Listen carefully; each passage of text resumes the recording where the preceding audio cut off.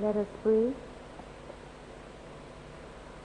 Gracious Father, we thank you for another day. We thank you for your goodness, your mercies, your loving kindness, your tender mercies towards us. We thank you as a nation that your hands are upon us and we are in your eyes. So we ask you, God, at this difficult and challenging times in our existence, we ask for your hands of protection, guidance. We ask for your healing, your miracle for families that are suffering because of this COVID-19. We ask, O God Almighty, that you would continue to put your hands upon the first responders, and God, of your strength and your wisdom will protect their families and their homes. So we thank you for richest blessing in these times. Almighty God, by whom alone kings reign and princes decree justice, and from whom alone cometh all counsel, wisdom, and understanding, we thy unworthy servants here gathered together in thy name do most humbly beseech thee to send down thy heavenly wisdom from above, to direct and guide us in all our consultations, and grant that we have in thy fear always before our eyes, and laying aside all private interests, prejudices, and partial affections, the result of all our counsel may be to the glory of thy blessed name, the maintenance of true religion and justice, the safety, honor, and happiness of the Queen, the public will, peace, and tranquility of St. Lucia, and the uniting and the knitting together of the hearts of all persons and estates within the same, in true Christian love and charity, one towards another, for Jesus Christ our Lord. The grace of our Lord Jesus Christ, and the love of God, and the fellowship of the Holy Ghost be with us all evermore. Amen.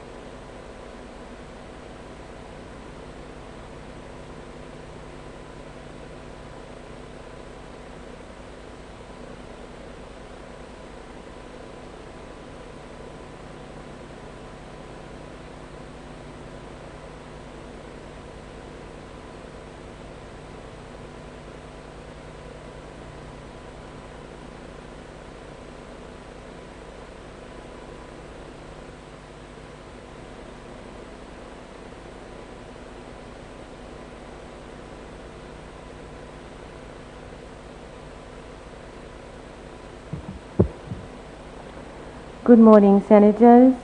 I beg to announce that since the last sitting of Parliament, His Excellency has been pleased to assent to the following bills. Credit Reporting, Economic Substance Amendment. I have received correspondence from the Speaker of the House of Assembly advising that the following motions and bill were passed in the House of Assembly and forwarded to the Senate for its concurrence. Constitution of St. Lucia, Resolution of Parliament approving Declaration of State of Emergency. Value Added Tax Act, Resolution of Parliament to approve Draft Value Added Tax Amendment of Schedule 3, Order, COVID-19 Prevention and Control Amendment. Honorable Senators, collectively as a Parliament, we continue to fight against COVID-19. And the Parliament is keenly aware of its responsibility to provide a safe environment for members of Parliament to conduct business on behalf of the people of St. Lucia. In light of this, we have instituted general cleaning activities, daily sanitizing, deep cleaning of the workspaces and other areas within this building.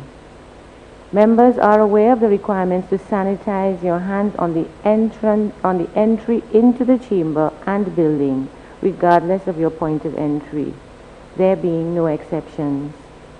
As a Parliament, we have to ensure that the business of Parliament can continue even at a time like this. So in an effort to adhere to the protocols of social distancing, we have made some changes within the chamber, which include making an offer of masks to members and staff who require. This offer still applies.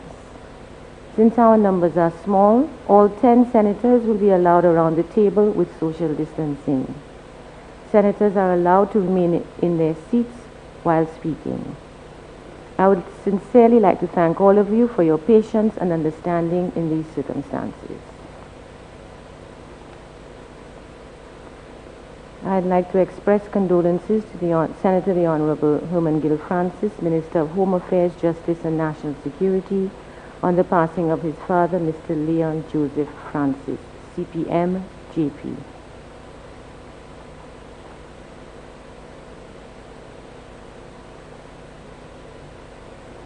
This month we celebrate our country's independence, and I trust everyone will have an enjoyable virtual celebration. This year's theme reminds us of the strength and resilience that reside within us as a nation. The success of our nation presently relies on our individual adherence to all COVID-19 protocols, especially the wearing of masks. So let us be safe, wear our masks, social distance, and wash our hands.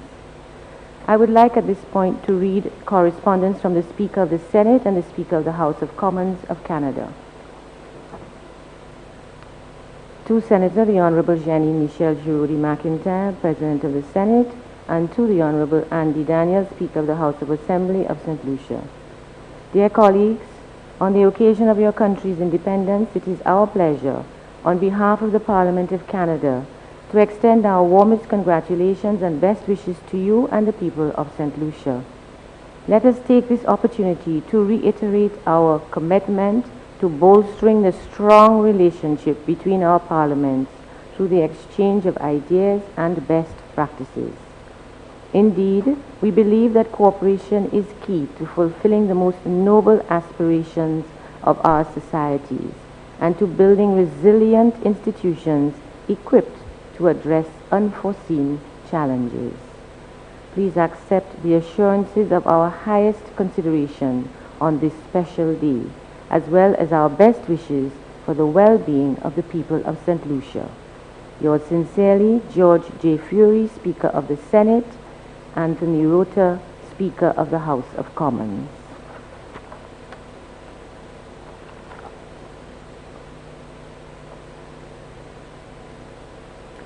Statements from ministers.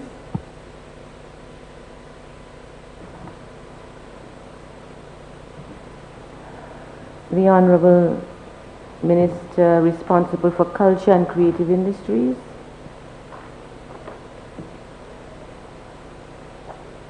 From here, Madam Chair.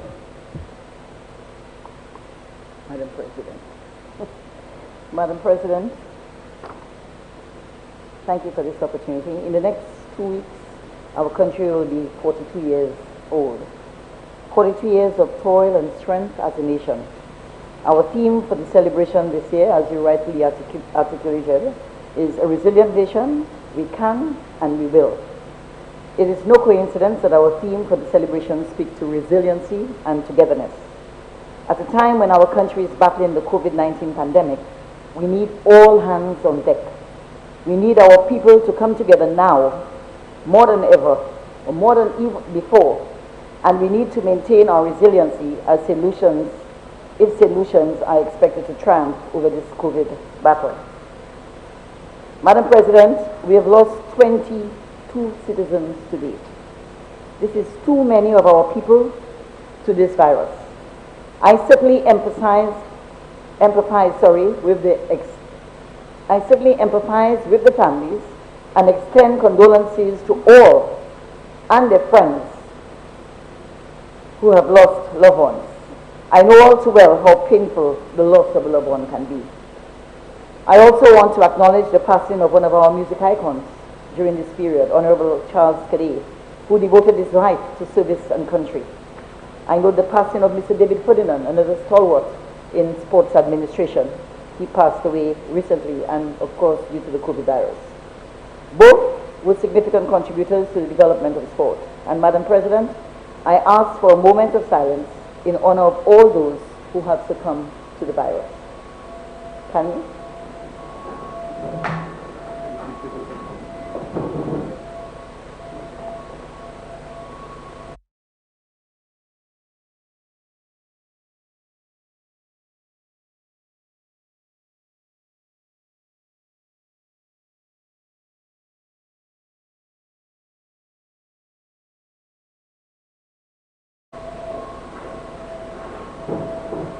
Even the frontline workers understood what we were doing here, so they saluted as well with their sirens.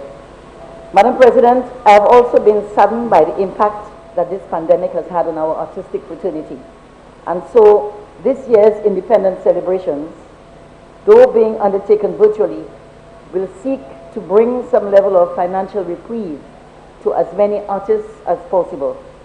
Some of the areas to be impacted: the music industry, our decorators and artisans, advertising and branding service providers, film and video producers, social media specialists, and dance and choreographers, all of whom will be supported by other service providers. I must reiterate, though, that all activities this year are being held in strict adherence to all the COVID protocols. And of course, these are established by the Ministry of Health. And I want to say thanks to our Minister of Health and her team for the support that they've given to our team in the delivery of this project. Madam President, I want to extend a heartfelt thank you to you as chair of the committee, and also the wonderful creative team that worked with you to ensuring that this year is perhaps one of the most highly anticipated programs that we're going to be having. We look forward to the package of virtual programs that is expected to excite and uplift our nation during that time. I want to encourage our citizens the world over to participate and feel free to feedback to us in becoming better at embracing the change of this new generation. Our theme, a resilient nation, we can, we will, and together we can all achieve. Thank you. I have copies for members.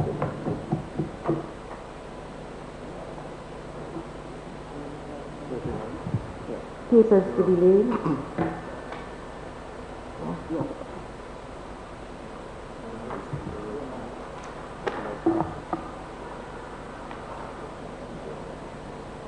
Honorable Minister for Home Affairs, Justice and National Security. Thank you very much, Madam President, and good morning to all senators present.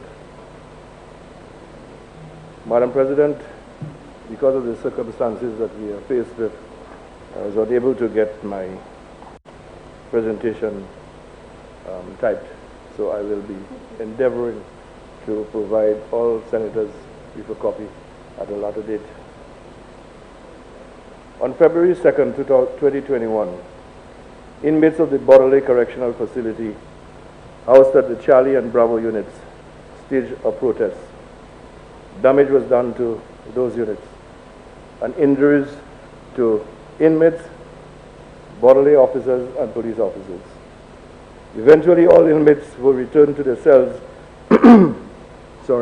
by the SOT, which is the Special Operations Team of Borderley, and the riot team of the Royal St. Lucia Police Force. We all saw the live videos on social media. The decision was taken not to engage the inmates forcefully. About 3:10 p.m., a decision was taken to take back the units in the safest possible way. The inmates threw chemical agents at the officers, and 7 officers were doused with that chemical. 5 police officers and 2 prison officers were injured. Eventually, rubber bullets were used and CS gas to control those inmates. The inmates started a fire in an exit stairway. The fire department, the ambulance services, and Lucia assisted the officers at Borderley. 9 main instigators of the riot were placed in maximum security unit at this time. I want to thank the service providers, Flow and Digicel, for their timely assistance. We are in the process of assessing devices which will prevent inmates from doing the live stream that we saw. The police and fire and Borderley officers for their bravery and commitment to duty. I am arranging a meeting with the inmates to listen to their concerns. The inmates use the issue of COVID, which is a legitimate concern, to highlight the issue with court appearances. Again, also a legitimate concern. COVID has been with us for almost 1 year, and the management of the correctional facility were able to keep the virus out for over 10 months. They must be commended for that effort. The ministry has recognized that the landscape of the court system will change, and in fact has changed. The Chief Justice has added on the roster an additional judge to deal with matters virtually. The Chief Justice also announced in her address at the opening of Law Week that criminal trials before a judge only was on the horizon. I have taken a document to Cabinet which was approved to facilitate trial by judge only, more popularly known as bench trials. And we have put in a committee together, and the committee is made of the Attorney General or his delegate, Special Advisor to the Prime Minister's Security, the Permanent Secretary in the Ministry with responsibility for Justice, nominee by the Bar Association, nominee by the Eastern Caribbean Supreme Court, the Registrar of the High Court, and somebody representing the DPP's office. We will also be looking at cases where inmates have been on remand for an inordinate length of time, to be in a position to make recommendations to the relevant authorities, including the DPP and the Governor General. Parole has now been added and must be looked at by the inmates as a rehabilitative tool. If the inmates, by their conduct and industry and participation in the programs being offered at the facility, they can be eligible for parole. Finally, the inmates must make use of the services of the visiting justices. These justices can visit the facility without giving notice to the management of or the PS of Home Affairs. They are entitled to speak to all inmates privately and to make recommendations to the minister without identifying an individual or a unit. In relation to trial by a judge, I have a document which I would ask that we can make copies so that I can give it to members, senators, so that everybody can become acquainted with what bench trial entails.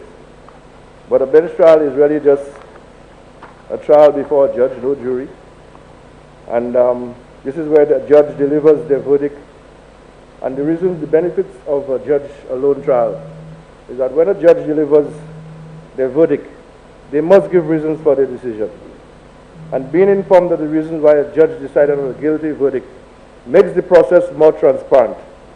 It can show that the decision was made solely on an assessment of the evidence as opposed to a decision based on sympathy, prejudice, or emotion.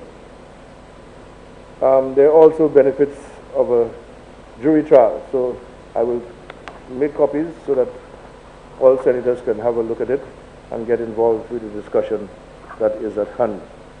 In response to the positive COVID at the Borderley facility, the management has decided that the bakery where bread was made will now be placed on quarantine, and as a result, we will be attempting to purchase bread from bakers outside of the facility. A deep cleaning of the kitchen is being done. Meals, a new crew of inmates will be doing the cooking in the kitchen, and supplies are already available, and inmates who were placed on rotation will return to provide much needed assistance. Quarantine, the 20 inmates who were tested and will not be allowed to return to their respective units or workstations. These inmates will be housed at the Alpha unit for the next 5 days. Mr. Albert will lead that effort and will make the necessary accommodation. Mask. The tailor shop has been directed to sew more masks, which will be issued to staff and inmates. Face basins, the reinstallation of a face basin that was taken down from the kitchen during the renovation period will be replaced. More PPE is required for the facility. A request will be made to the Central Procurement Unit through the Ministry of Home Affairs and the Borderley Correctional Facility. These are some of the measures that we have taken, Madam President, and we are looking forward to make sure that there is no repetition of what occurred on the 2nd of February this year. Thank you. Senator, please wear your mask.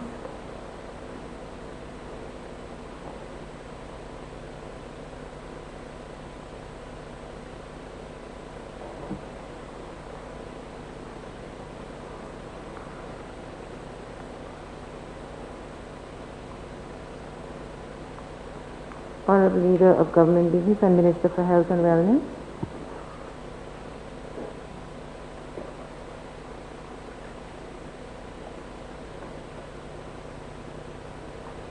Thank you, Madam President.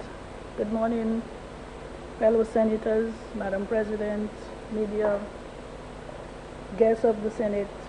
Good morning. Madam President, I stand to extend my condolences to my brother and fellow Senator, Minister of Home Affairs, Herman Gale Francis, on the passing of his dad. I also wish to welcome back to our fold Senator Mauricia Thomas. She was never really physically absent, but I know that what she went through, Madam President, was nothing easy. And for a moment there, I know that in her grief, she was not quite, I did not expect her to be quite herself. So this morning she showed up bright and, you know, her whole self, and I was very happy to see that. So I'm just saying, welcome back with your old self, fellow senator and sister. Madam President, it is with a heavy heart that I stand here to make a few comments this morning, because it is sad that in spite of all the efforts of my staff at the Ministry of Health, all the efforts of the frontline workers, I get the feel, Madam President, that people are now, having dropped the ball, that people are now blaming them for the spike in the positive cases that we are seeing in our country. Madam President, I want to thank all the hardworking public workers who have put their best foot forward in our fight against COVID-19. I thank the frontline workers for putting their country first, for their dedication, their commitment, and their loyalty to country. The staff of the Ministry of Health, my new PS, who had a baptism by fire, my former permanent secretary, Mr. Felix Senthil, who retired right in the middle of this pandemic. We are very grateful for all the contributions that they are making in helping to keep our country safe. The staff of the Attorney General's chambers, the staff of the Parliament, thanks for your unwavering support and dedication. I know sometimes you are called upon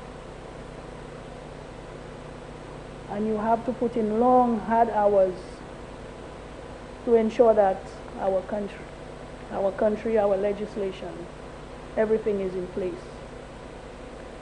Thanks for your unwavering support. The media houses who have assisted Madam President in bringing the protocols to households and following it themselves, to them, Madam President, I give thanks. The citizens of our country who understand the COVID struggle and are out there encouraging others to wear their mask, Madam President, thanks and praise to them. I pray that that God give all workers and people in our country the strength to continue to be brave, to be courageous, and to remain as caring and devoted to each other as we have been throughout this pandemic. Our frontline workers are the true heroes, Madam President. Although I am afraid that at the end of the day, we may not have sufficient medals to give to these true heroes. But it will be over, Madam President. We have to keep our shoulders to the wheel, do the right thing, keep wearing our mask.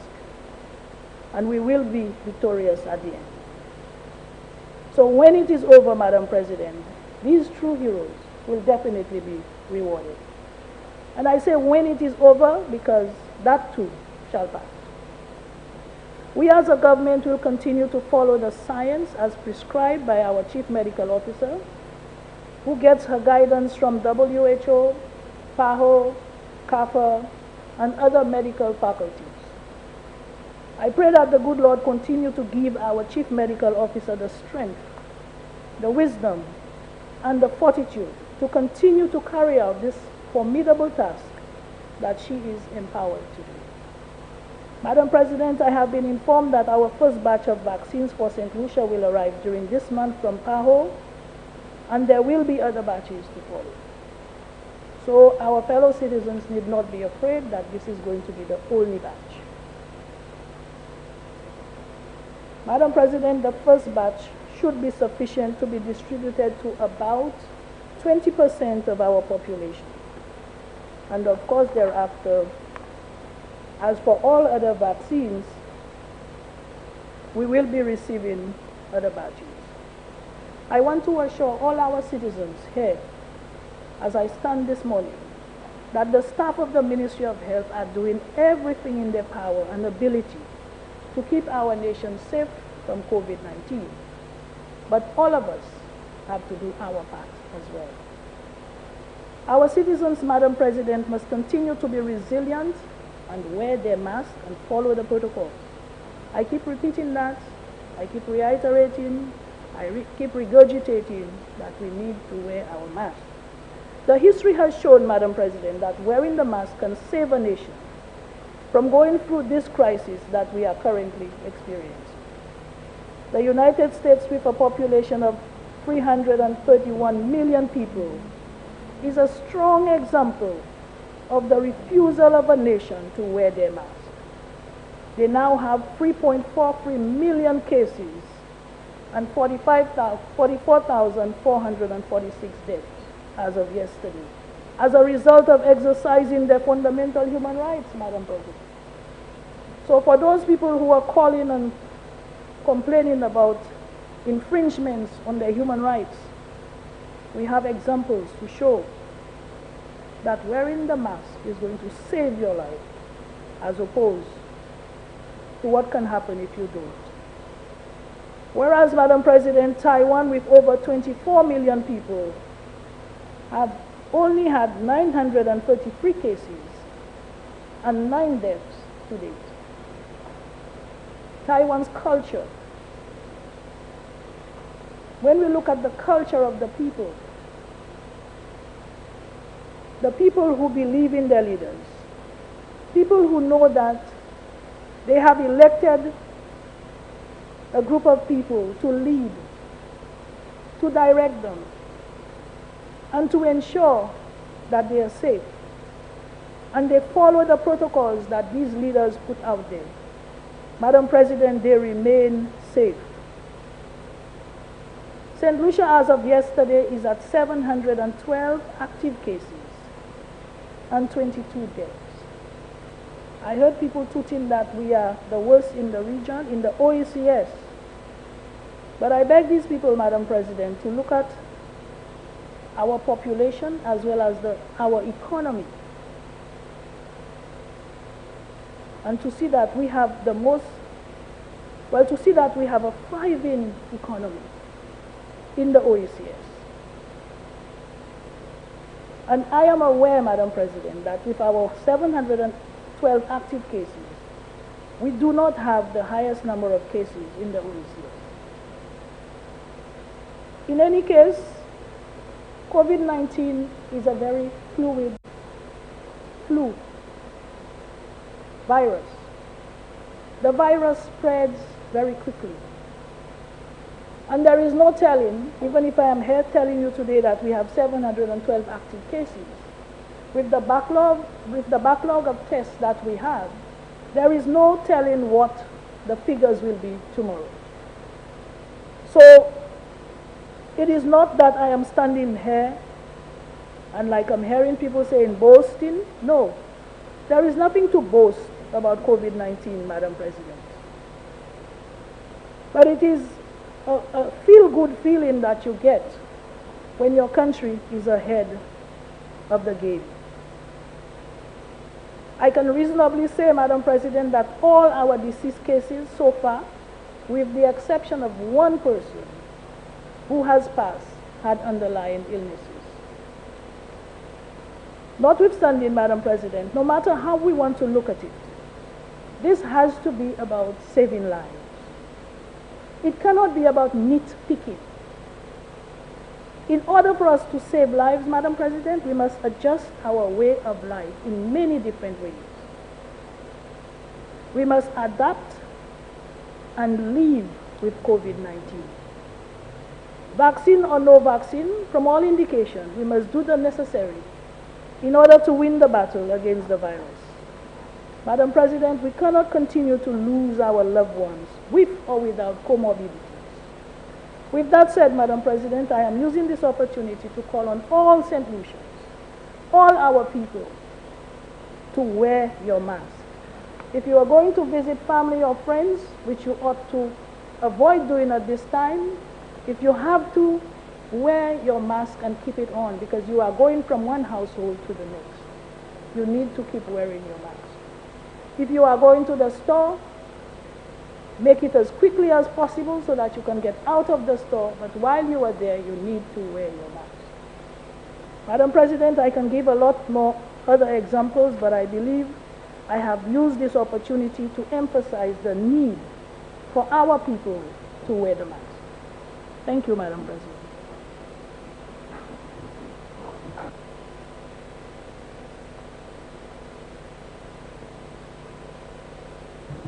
Papers to be laid. Honorable Leader of Government Business. Madam President, I beg to lay the following papers standing in my name. Statutory Instrument number 202A of 2020, COVID-19, Prevention and Control, Prohibition of Assembly, number 5 order. Statutory Instrument number 202B of 2020, COVID-19, Prevention and Control, Physical Distancing, number 5 order. Statutory Instrument number 202C of 2020, Price Control Amendment, number 19 order. Statutory Instrument number 202D of 2020, Excise Tax, Amendment of Schedule 1, number 17 order. Statutory Instrument number 207 of 2020, Fiscal Incentives, St. Clair and Associates, Inc. order. Statutory Instrument number 209 of 2020, Public Finance Management Act, Resolution of Parliament authorizing the Minister of Finance to borrow for capital or current expenditure of government. Statutory Instrument number 210 of 2020, Value Added Tax Act, Resolution of Parliament to approve draft Value Added Tax Amendment of Schedule 3, number 2 order. Statutory Instrument number 212A of 2020, COVID-19, Prevention and Control, Fees, Amendment, Regulations. Statutory Instrument number 214 of 2020, Citizenship by Investment, Amendment number 2, Regulations. Statutory Instrument number 215 of 2020, National Insurance Corporation, COVID-19, Sickness Benefit, number 3, Regulations. Statutory Instrument number 3 of 2021, the Barclays Bank PLC Banking Business Vesting Amendment Order. Statutory Instrument number 4 of 2021, Value Added Tax Amendment of Schedule 3, number 2 order. Statutory Instrument number 5 of 2021, Price Control Amendment number 1 order. Statutory Instrument number 6 of 2020, Excise Tax Amendment of Schedule 1, number 1 order. Statutory Instrument number 7 of 2021, Fiscal Incentives, KM2 Solutions, St. Lucia Limited order. Statutory Instrument number 8 of 2021, Fiscal Incentives, Global Construction Management, Inc. order. Statutory Instrument number 9 of 2021, Customs Duties Amendment of Schedule 4 Order, Statutory Instrument Number 10 of 2021, COVID-19, Prevention and Control, Physical Distancing Number 5 Amendment Order, Statutory Instrument Number 11 of 2021, COVID-19, Prevention and Control, Prohibition of Assembly Number 1 Order, Statutory Instrument Number 12 of 2021, COVID-19, Prevention and Control, Physical Distancing Number 1 Order, Statutory Instrument Number 13 of 2021, St. Lucia Air and Seaports Authority Seaport Tariff Amendment Regulations, Statutory Instrument Number 14 of 2021, Price Control Amendment Number 2 Order, Statutory Instrument Number 15 of 2021, Excise Tax Amendment of Schedule 1, Number 2 Order, Statutory Instrument Number 16 of 2021, COVID-19, Prevention and Control, Physical Distancing Number 1 Amendment Order, Statutory Instrument Number 17 of 2021, COVID-19, Prevention and Control, Physical Distancing Number 1 Amendment Number 2 Order, Statutory Instrument Number 24 of 2021, Standards, Compulsory Standards Amendment Order, Statutory Instrument Number 25 of 2020, COVID-19 Prevention and Control, Prohibition of Assembly Number 1 Amendment Order, Statutory Instrument Number 26 of 2021, COVID-19 Prevention and Control, Physical Distancing Number 1 Amendment Number 3 Order, Statutory Instrument Number 27 of 2021, Constitution of St. Lucia, Proclamation for Declaration of State of Emergency, Statutory Instrument Number 28 of 2021, Constitution of St. Lucia, State of Emergency Regulations, Statutory Instrument Number 29 of 2021, COVID-19, Prevention and Control, Suspension of Liquor License Order, Statutory Instrument Number 30 of 2021, COVID-19 Prevention and Control, Protocol Public Omnibus Regulations, Statutory Instrument Number 31 of 2021, COVID-19 Prevention and Control, Physical Distancing Number 1, Amendment Number 4 Order, Statutory Instrument Number 32 of 2021, COVID-19 Prevention and Control, Physical Distancing Number 1 Amendment Number 5 Order, Statutory Instrument Number 33 of 2021, Fiscal Incentives, Eden Herbs Limited Order,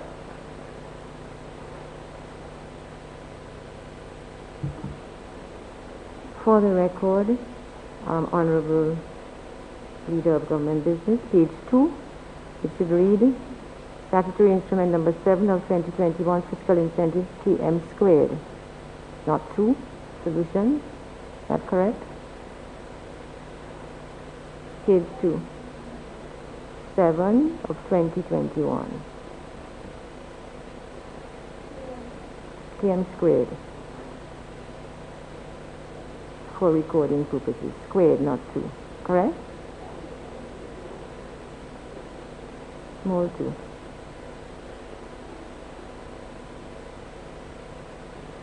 A small 2.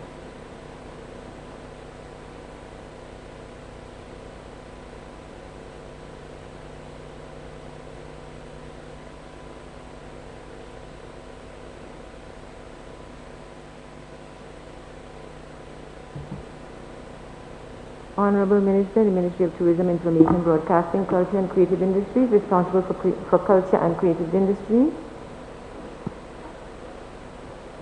Madam President, I rise to lay the following papers standing in my name. Statutory Instrument Number 206 of 2020, Tourism Stimulus and Investment, Season Terraces Inc. Order. Statutory Instrument Number 208 of 2020, Tourism Stimulus and Investment, Pragus Palace Order. Statutory Instrument Number 211 of 2020, Tourism Incentives, Drive Vacation St. Lucia Limited Order. Statutory Instrument Number 212 of 2020, Tourism Incentives, Drive-O-Matic Order. Statutory Instrument Number 213 of 2020, Tourism Stimulus and Investment, Green Fig Resort Limited Order. Statutory Instrument Number 1 of 2021, Tourism Incentives, CACO St. Lucie Order. Statutory Instrument Number 2 of 2021, Tourism Incentives, Pink Papaya Limited Order. Statutory Instrument Number 18 of 2021, Tourism Incentives, Bay Gardens Limited Order. Statutory Instrument Number 19 of 2021, Tourism Incentives, Al Dante Limited Amendment Order. Statutory Instrument Number 20 of 2021, Tourism Stimulus and Investment, Darren Charles Investment Incorporated Order. Statutory Instrument Number 21 of 2021, Tourism Incentives, Fun Tours Incorporated Order. Statutory Instrument Number 22 of 2021, Tourism Stimulus and Investment, Sylvester Ambrose Order. Statutory Instrument Number 23 of 2021, Tourism Stimulus and Investment, Villa Exona Order. Thank you. Motions. Honorable Leader of Government Business.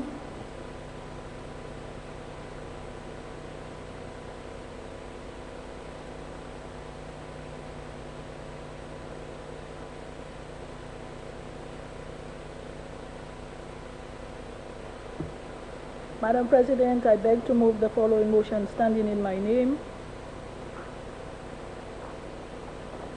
Whereas it is provided by Section 17(1) of the Constitution of St. Lucia, Cap 101, that the Governor General may by proclamation, which shall be published in the Gazette, declare that a state of emergency exists for the purposes of Chapter 1. And whereas it is further provided by Section 17(3) of the Constitution of St. Lucia, Cap 101, that the declaration of emergency shall lapse, A, in the case a declaration made when Parliament is sitting, at the expiration of a period of 7 days beginning with the date of publication of the declaration, and B, in any other case, at the expiration of a period of 21 days beginning with the date of publication of the declaration, unless it has in the meantime been approved by resolution of the Senate and the House. And whereas it is further provided by Section 17(6) of the Constitution of St. Lucia, Cap 101, that a resolution of the Senate or the House passed for the purposes of Section 17 shall remain in force for 12 months or such shorter period as may be specified in the resolution.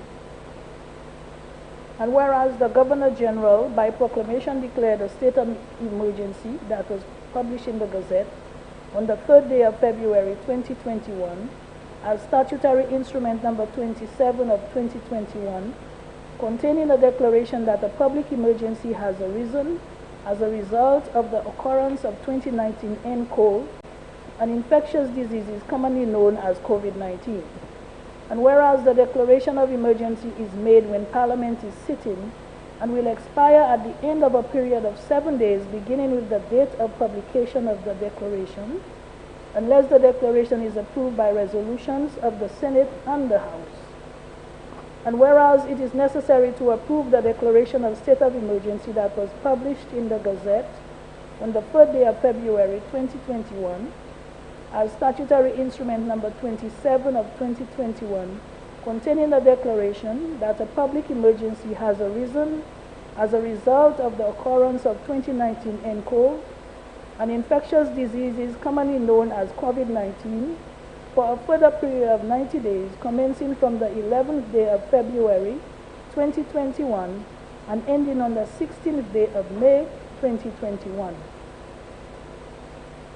Be it resolved that Parliament approves the declaration of state of emergency that was published in the Gazette on the 3rd day of February 2021 as statutory instrument number 27 of 2021, containing a declaration that a public emergency has arisen as a result of the occurrence of 2019 nCoV, an infectious disease commonly known as COVID-19 for a further period of 90 days, commencing from the 11th day of February 2021 and ending on the 16th day of May 2021.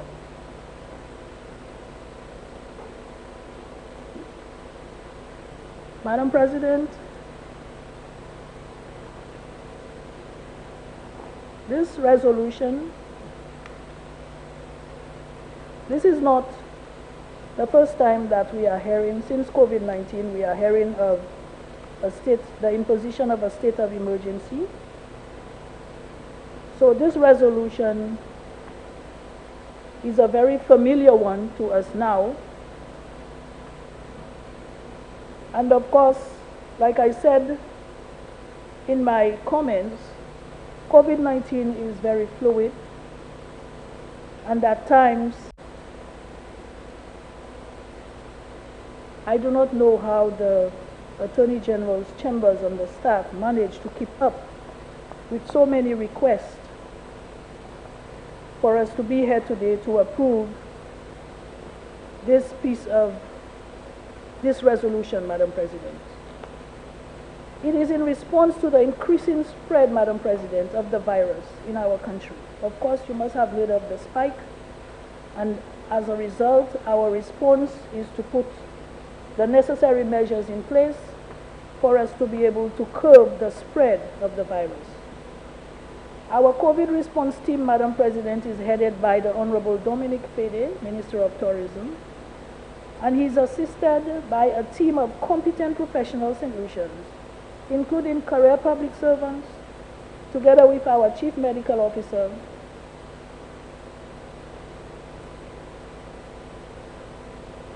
and they are the ones who make recommendations to the Cabinet of Ministers. The Cabinet of Ministers deliberate on the recommendations and craft the necessary policy statements coming out of these recommendations. In this case, Madam President, observing that we are experiencing a spike in COVID-19 cases, and the fact that CAFA, our regional health agency, confirmed the presence of the UK strain, which is more transmissible than the previous one, confirmed the presence of this strain amongst our population. The best course of action is to institute a curfew to contain movement and socialization in our country, thereby reducing on the potential increase in the spread of the virus. Madam President, while the state of emergency is for 90 days, that is the upper limit of the imposition of the state of emergency. The last time we imposed a state of emergency, Madam President, we had to come back to this House on a number of occasions to renew or extend the length for the period of the state of emergency. In this case, we are requesting 90 days so that if there is need to extend on the curfew, we do not have to keep coming back to request to get come back to engage so many people and so much resources, Madam President, just so that we can increase on the curfew. Once we look at the trends and we see that they are reducing, the cases are less, and the trend is going towards the cases coming under, containment, then we can stop the state of emergency. We can end the state of emergency. That can happen at any time that we feel it is necessary to do so, Madam President. So the fact that we have asked for 90 days, it is given the fluidity of the virus and not knowing what can happen. And sometimes it can happen so quickly. We may find ourselves in a position where we have to act, and we have to act immediately or quickly. So we are trying to avoid a lot of bureaucracy that would impede us putting necessary measures in place to contain this virus if needs be. However, we can always end the state of emergency at any time that we know that the virus is under control or we are heading in a better direction than where we are right now. Madam President, our Prime Minister is not an unreasonable man.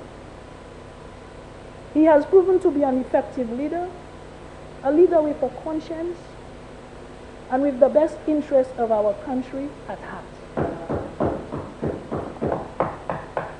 We instituted a state of emergency last year at the onset of the virus, and there was just as much to save from suspicious minds, Madam President. But I beg us in this House to carry out the work of the country and have the best interests of what is right at heart. He has proven that he has absolutely no intention, Madam President, of using the law of the land or anything else at no time to do any underhandedness as is being suggested, Madam President. This is simply to address COVID-19 issues and to try to bring the virus back under control. Madam President, the cabinet is made up of leaders elected by the good people of St. Lucia to lead them. The Prime Minister does not act alone when it comes to the leadership of our country. He has the input and contribution of members of his cabinet, public workers, public and private sector agencies, fishermen, farmers, and other good citizens of our country, Madam President. Let us stop behaving like illiterate people for political gain. This is a global pandemic, Madam President, which has caused entire rich nations to print more money because they've run out of it. It has caused others to dip into their rich reserves till those reserves are almost empty, and others still to empty their finances to barely sustain their economy. Madam President, right now, every economy has been brought under pressure by COVID-19. The focus now has to be on containing this virus and saving the lives of our people in St. Lucia. It cannot be on election. It cannot be on politics, Madam President. We have to look at this instrument. We have to look at this resolution, Madam President, for what it is worth.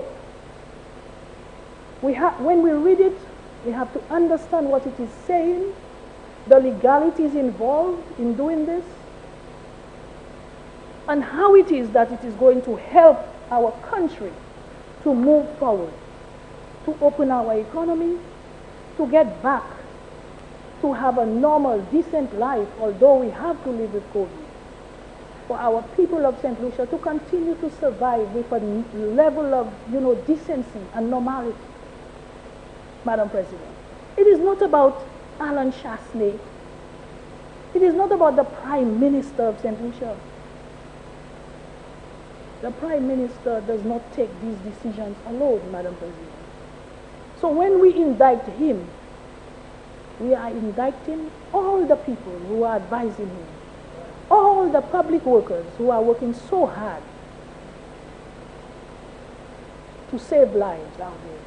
This is what we are doing when we attack the Prime Minister of this country and try to blame him for the spike.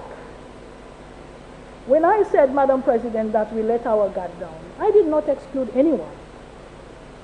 I said we all have let our guard down. And I mean every word.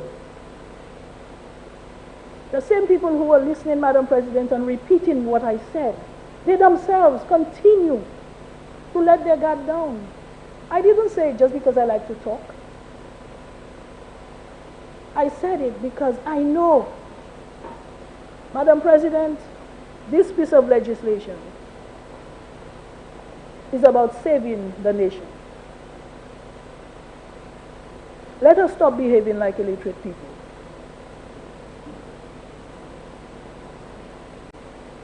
So, Madam President, with all these big countries struggling and scrambling to find ways and means of protecting their people, of allowing their economy to continue, who are we as a small island state to pretend that all can be well in spite of this pandemic? We cannot. We have to put the necessary measures in place, like this curfew, Madam President. Madam President, when I hear agencies and individuals who are supposed to be representing people asking for their government to close or shut down our country, shut down our economy, I ask myself, Madam President, is this the same country that produced 2 Nobel laureates? 2 Nobel laureates. I ask myself, where did they come from? And one in economics. I am sure if he was here today, he would not be asking us to shut the country down. He wouldn't be. Madam President, to say that a curfew prohibiting movement between the hours of 7 p.m. and 5 a.m. is too prohibitive, and then turn around and ask for a total shutdown, Madam President, that is incomprehensible. I don't understand it. 7 to 5 is too much. But shut down. For days, weeks, how long? Does that make sense, Madam President? Madam President, I hear that there's not much activity between 7 and 5. Madam President, at what time do we have the pool parties? The adult pool parties, at what time, Madam President, do we have them? Before 7? After 5 a.m.? The drinking and dancing, especially the country and western dances that we love so much, Madam President. When do we go to the country and western dance? What time? Before 7? After 5 a.m.? Madam President, pray tell. What time does the rum shops really start to swing? What time? After work, some people go home and change, and then they hit the rum shops. Some of them go straight to the rum shop. After 5, 5:30, 6. And what time do they leave the rum shops, Madam President? Before 7? I hardly think so. I hardly think so. So maybe that really is the problem. That those persons who are speaking, representing other people, are really thinking of themselves. They're inconvenienced. So we are inconveniencing them because they cannot go to the rum shop. But this is a crisis, Madam President. This is a global crisis. We hear it all the time. It's not just in Lucia. It is a global crisis. Nous attendons tout le temps. C'est pas cette liste tout seul, Madam President. Global crisis. Whole la terre en bas de l'eau. Mais cette liste pas veut nous faire rien pour nous ça mener l'économie à vie mouti. Fermez. Madam President, when we shut this country down, the people who are tooting to shut it down, are they willing to say, since I am home doing nothing, then I ought not to be getting a salary? I ought not to be getting paid. I'm home doing nothing. I'm not working for government. I'm not working. So, where is that salary going to come from?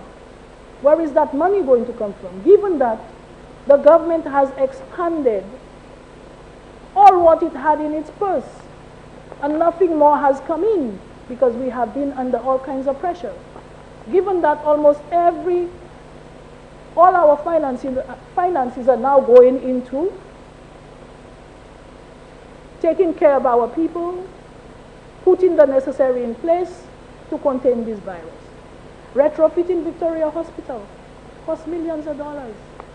Paying the hotels that we have been using to quarantine people costs millions of dollars.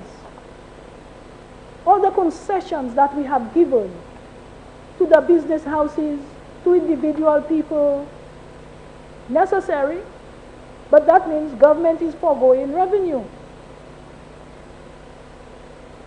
So where is the money going to come from for the social programs, for us to feed the poor, for us to take care of our persons who are sick, for us to give medical assistance that is so absolutely necessary, especially at a time like now?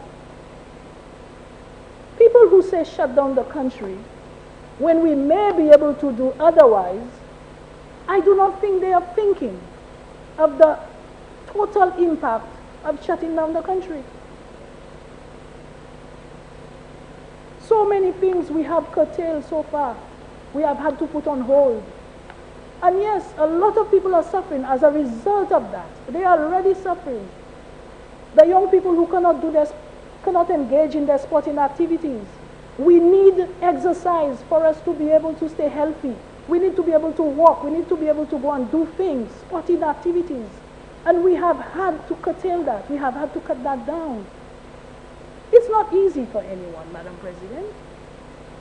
But it is a sacrifice that we have to make, because it is that, or in exchange, what are the alternatives? We want to keep losing people to COVID? Madam President, we have heard of the strain that is even more dangerous than the one we had before, and that it is highly infectious. Yet still, every time the government tried to take a step to protect the country, we get such strong opposition, Madam President. Madam President, I remember the Christmas Eve trough. When that happened, we were in opposition. And you did not hear the opposition, that's ourselves, tooting one thing about the government doing anything wrong. Everybody just came on board, and this is what we are asking for now. We are not asking for people to come on board and then they say, yes, I'm coming on board, but you have to do what I say or else I'm not coming. No, it doesn't work that way. It doesn't work that way, because we have the technical people who are guiding us. We cannot just disregard what the CMO is saying. The CMO doesn't just pick these things out of a hat. She has a lot of other institutions guiding her. She has certain standards that she must ensure that our country meets. When you're talking about health, Madam President, people's health, we are talking about a lot of ethical issues that we must always consider. People are asking for the Ministry of Health to put out names, who had COVID, who doesn't have COVID, how many people died of COVID. Madam President, these are sensitive issues. What is important is for the people of this country, for our people to encourage each other to wear their mask. Taiwan, the history is there. So, Madam President,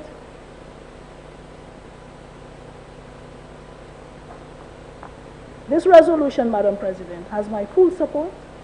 It is necessary, and we as a resilient people, we can and we will survive if we all put our shoulders to the wheel and do what is necessary for our country during the next few weeks and months. We must all wear our masks, Madam President, practice the protocols, and all will be well. However, if we do not take heed, I am afraid, Madam President, we need to think of the alternative. Because from where I sit, I see that we can all perish. 170,000 people. Already, the United States has 44,000, in excess of 44,000 that have died. So, our little 170,000 people, and the close proximity and small island like ours, everybody know everybody, everybody visits everybody. Put on your mask and let us ensure that we protect each other and ourselves. Thank you, Madam.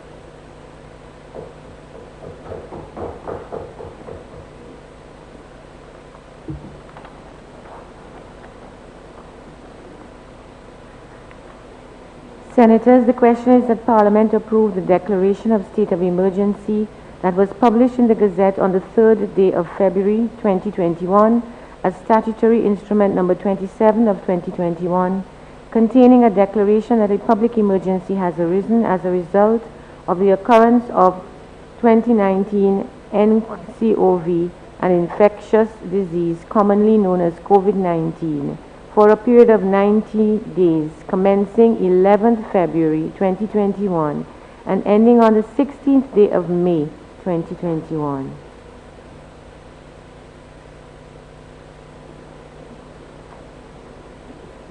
Leader of Opposition Business.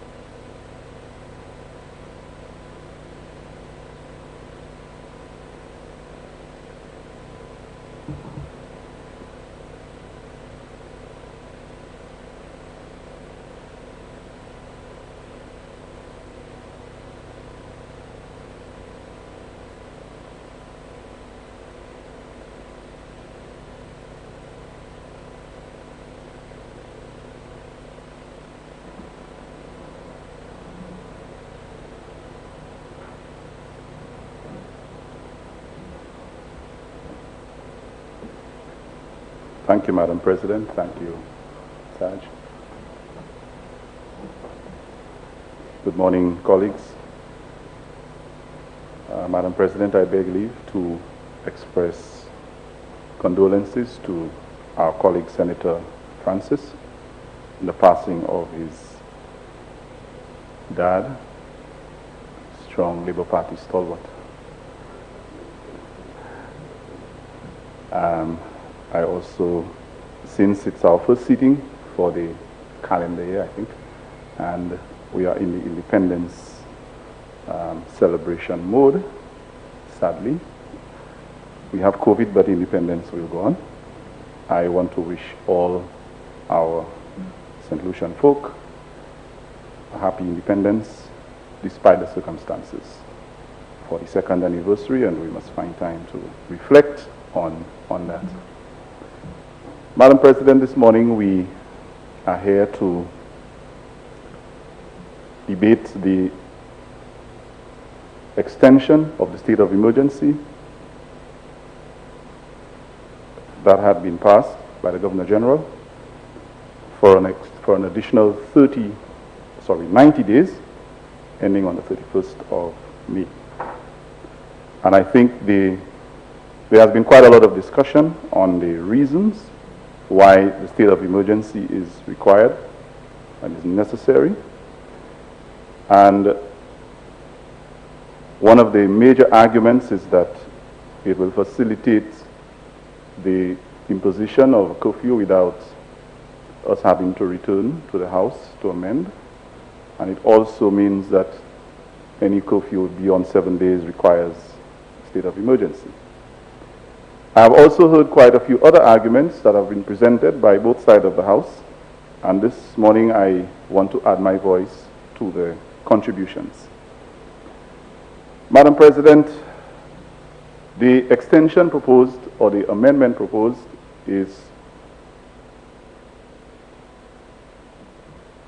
in no way strange, but causes quite a lot of concern, and I think that is probably the reason why there has been so much discussion, not only in this honorable House by our parliamentarians, but as well as the general public, St. Lucians at large. And I think we must sometimes remember that when we pass legislation and we debate, we're not only talking to ourselves in this House or to our relevant parties, political affiliation, or organizations, but we're talking to the average St. Lucian who is in fact affected in one way or another. And so when we present our arguments, we must keep that in mind. Madam President, before we even talk about whether or not this is the best move, we have to reflect as a government, as a parliament, as to why we are here to do that, why we got to that point where we now have to propose a 30-day state of emergency. As the leader of government business correctly stated, this is not the first time that we've come to this honorable House to propose or impose a state of emergency. And if we reflect on what happened the last time we did so, we have to ask ourselves whether that imposition solved the problem.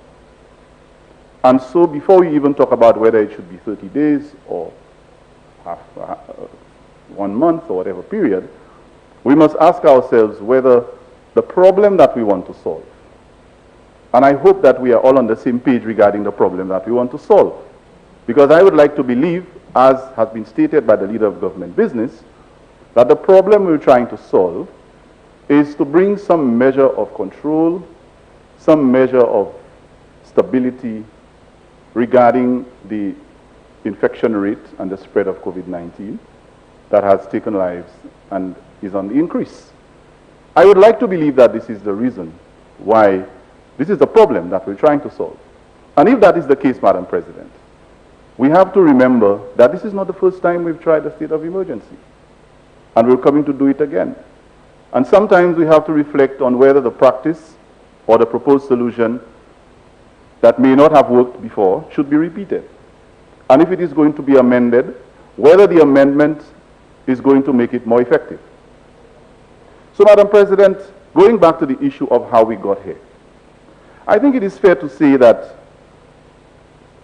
the government of the day is the government that is led by the United Workers' Party, by the parliamentary rep of Mico South, and that this is the government in charge of the situation. Regardless what other situations occur in the country, the government of the day is in charge of the country, and they are responsible for whatever decisions are made in that regard.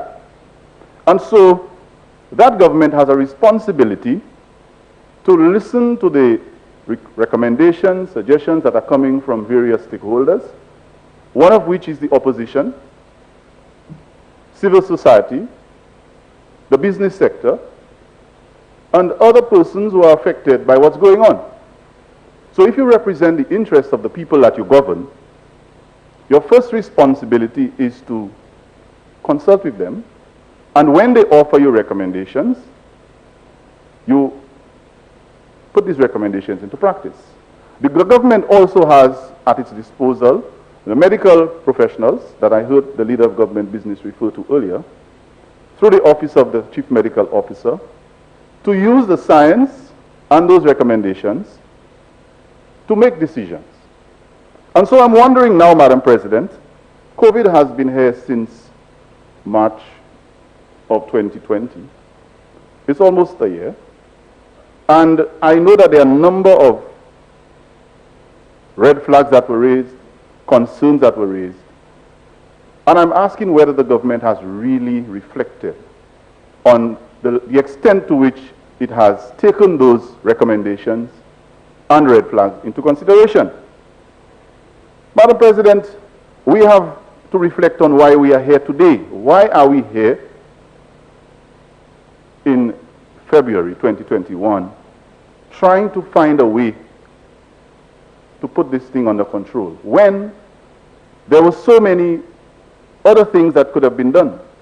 Madam President, did we listen before we relaxed the protocols as we approached the festive season last year? Did we listen? Did we listen, Madam President, when the borders remained open despite all the discussion that went? Did we listen, Madam President, when we reopened school in January in the middle of a spike that we anticipated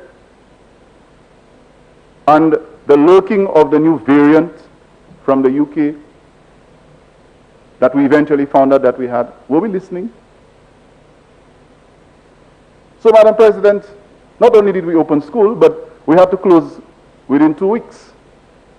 So, we first have to reflect on why we got to the point that we are today. And so, where are we today, Madam President? We are 2,137 cases with 22 deaths. Madam President, I take this opportunity to extend my condolences to the families of the individuals who have perished in what we describe as COVID-related deaths. And I sincerely hope that there will be a slowdown and hopefully no more of that occurrence. Madam President, due to the government's patterns of behavior, we, the opposition, and many St. Lucians have every reason to question the decisions, including the state of emergency, and to question the motives of these decisions. Now, while I may not suggest any particular motive, we have to have reason to be suspicious. And by the time I end my presentation, Madam President, I think we will have a good idea of what I'm saying. Madam President, there has been, as correctly stated again by the leader of government business, and I hear the statements being made, but I do not see the application of the principles. The statement has been made by the leader of government business this morning that there is consultation with the medical professionals and the decisions have been guided by the science. That sounds correct. But, Madam President, has that 90-day recommendation for a state of emergency that we are here to impose or to pass, has that been guided by the science? And has that been guided by the medical professionals, Madam President? Is that where, are these the people, is that the rationale for a 90-day imposition of a state of emergency? And if so, I think it is the government's duty to explain that. The government has a duty to explain. If there is a direct correlation between what the science is telling us, what the medical professionals are saying, to arrive at that decision, I think the government has a responsibility to explain it to the electorate and leave less room for people to become suspicious. Madam President, did the medical professionals recommend that the government should engage in a blame game, back door, front door, and who is better at what? Was that advice coming from the medical professionals, Madam President, and the science? Madam President, was it the medical professionals who were the ones who advised the government to paint the outside of our respiratory facility nicely while it remains woefully inadequate with regard to the service that it provides? They have admitted that there is almost, it doesn't have the capacity to deal with the cases. Was it the medical professionals that advised them to do that, Madam President?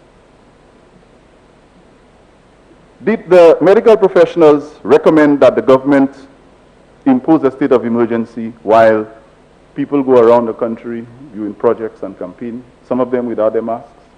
The medical professionals are the ones advising in that regard? I don't think so, Madam President. I think we must give our medical professionals a little more credit in this country. I believe we have competent people who advise the government, and I am definitely not going to blame them for these kinds of decisions and actions. I do not believe that is what they are saying to the government. So when we speak of them, give a little respect and regard to their professionalism and their competence.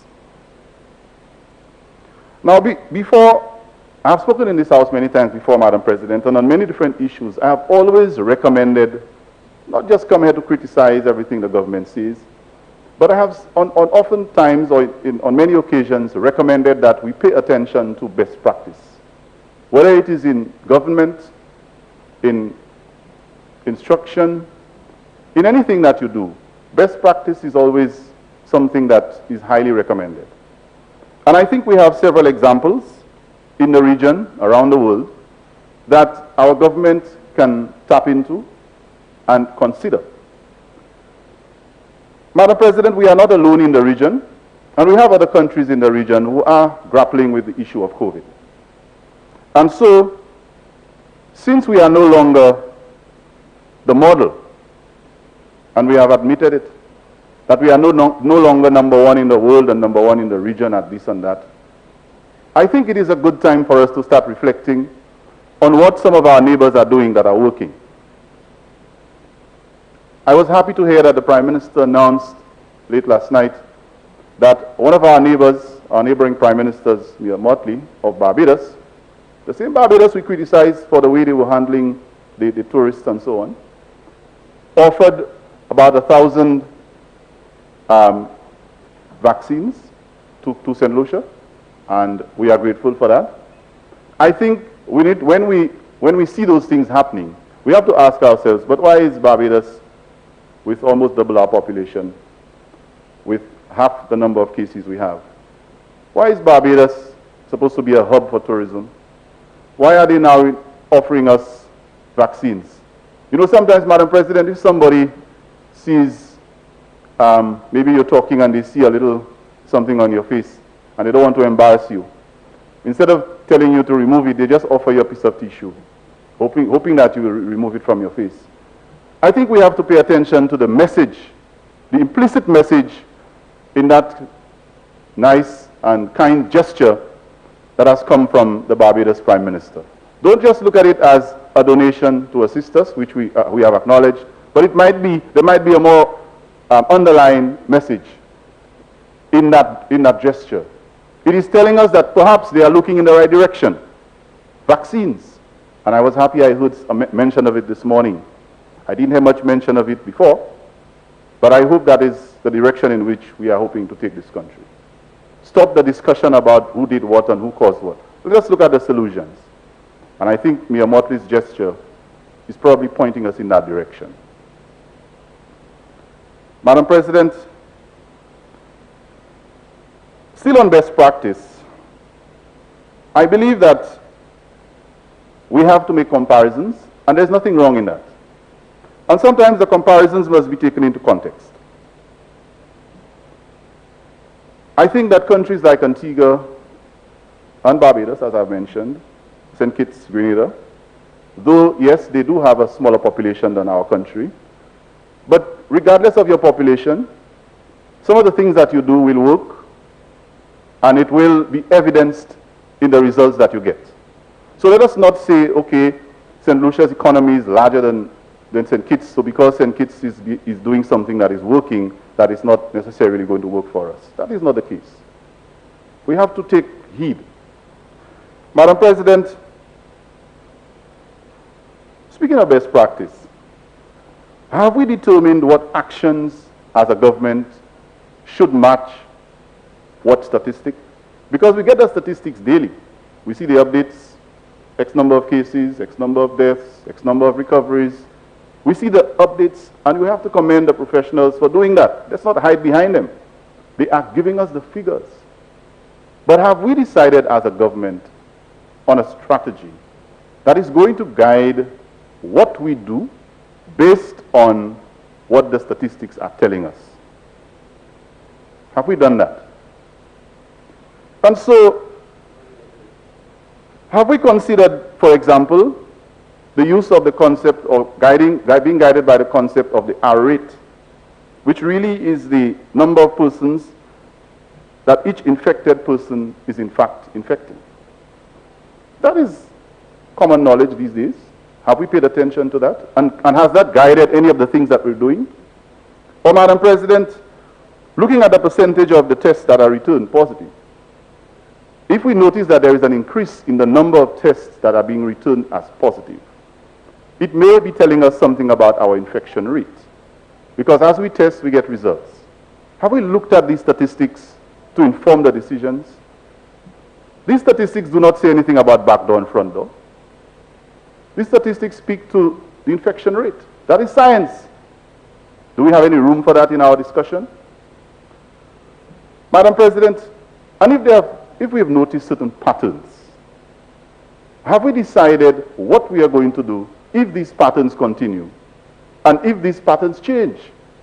But again, I refer to the leader of government business who has admitted correctly that COVID is very fluid. And so the patterns may change overnight. Are we looking in that direction? While we spend a whole day in the parliament blaming people and going back and forth about, who is better.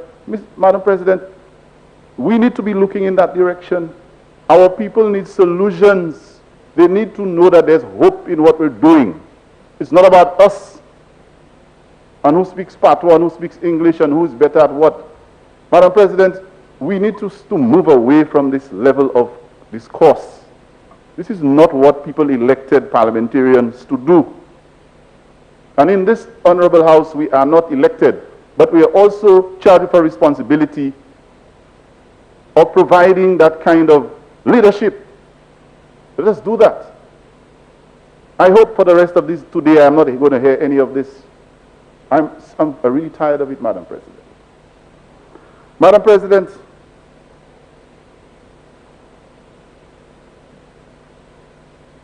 we spoke about, or there was a discussion on the curfew, and that the state of emergency will allow the government to be able to impose a curfew beyond 7 days.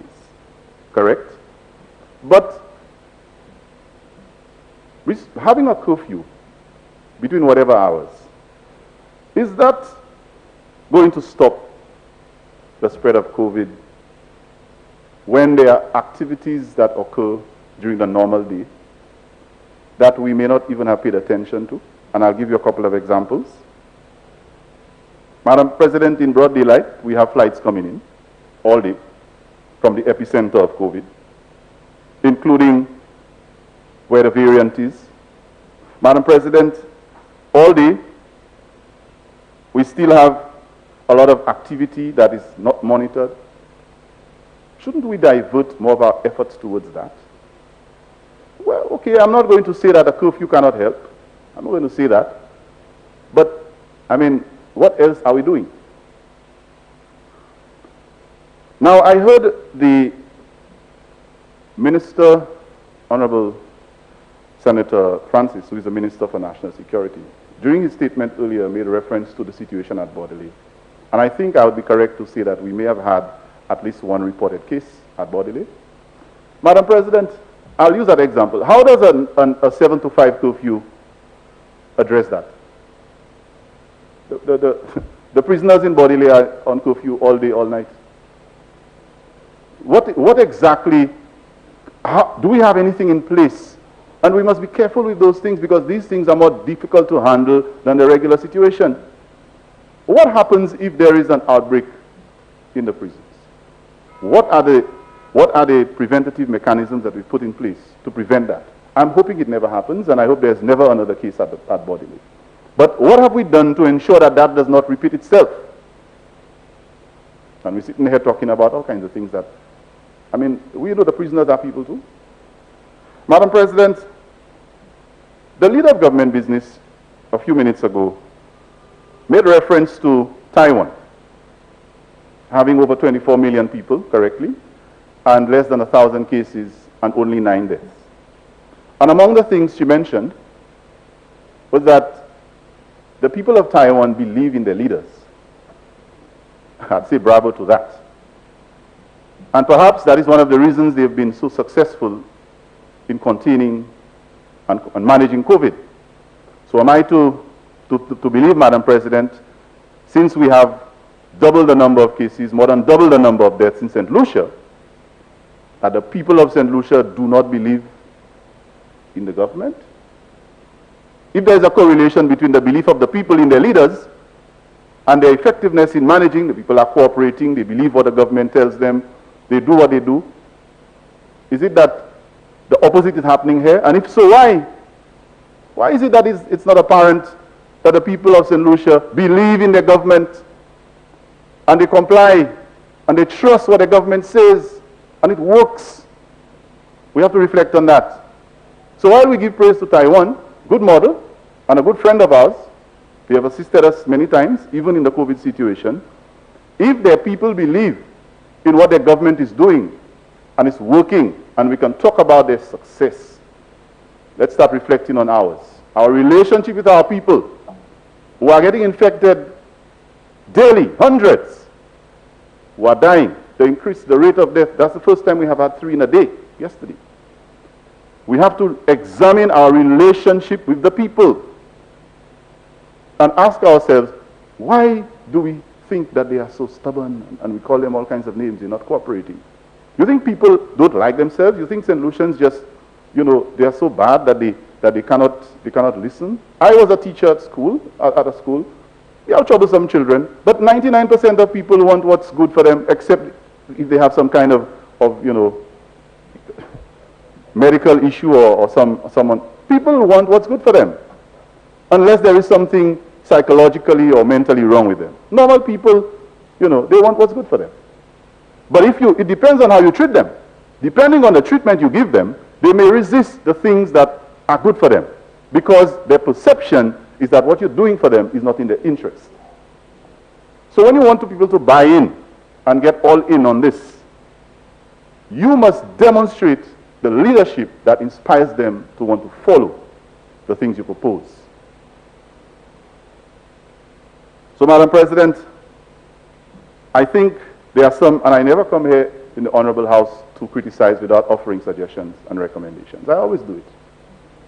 I remember maybe 1 or 2 have been taken up, and I always commend the Minister for National Security when he did the crime symposium. It didn't come from me, but it came from this side of the House. And I was very pleased to attend. Madam President, I always try to offer suggestions. But most of the time, people look away and they figure they know better. But I will still do so this morning. So, let us examine a possible suggestion that we can consider. We have noticed that there is an issue with the rate at which we get our test results. And we know that the time between swabbing and getting the results sometimes can create a problem. And I think we've had at least one case where between the time the individual was tested and the results were received, the individual had died.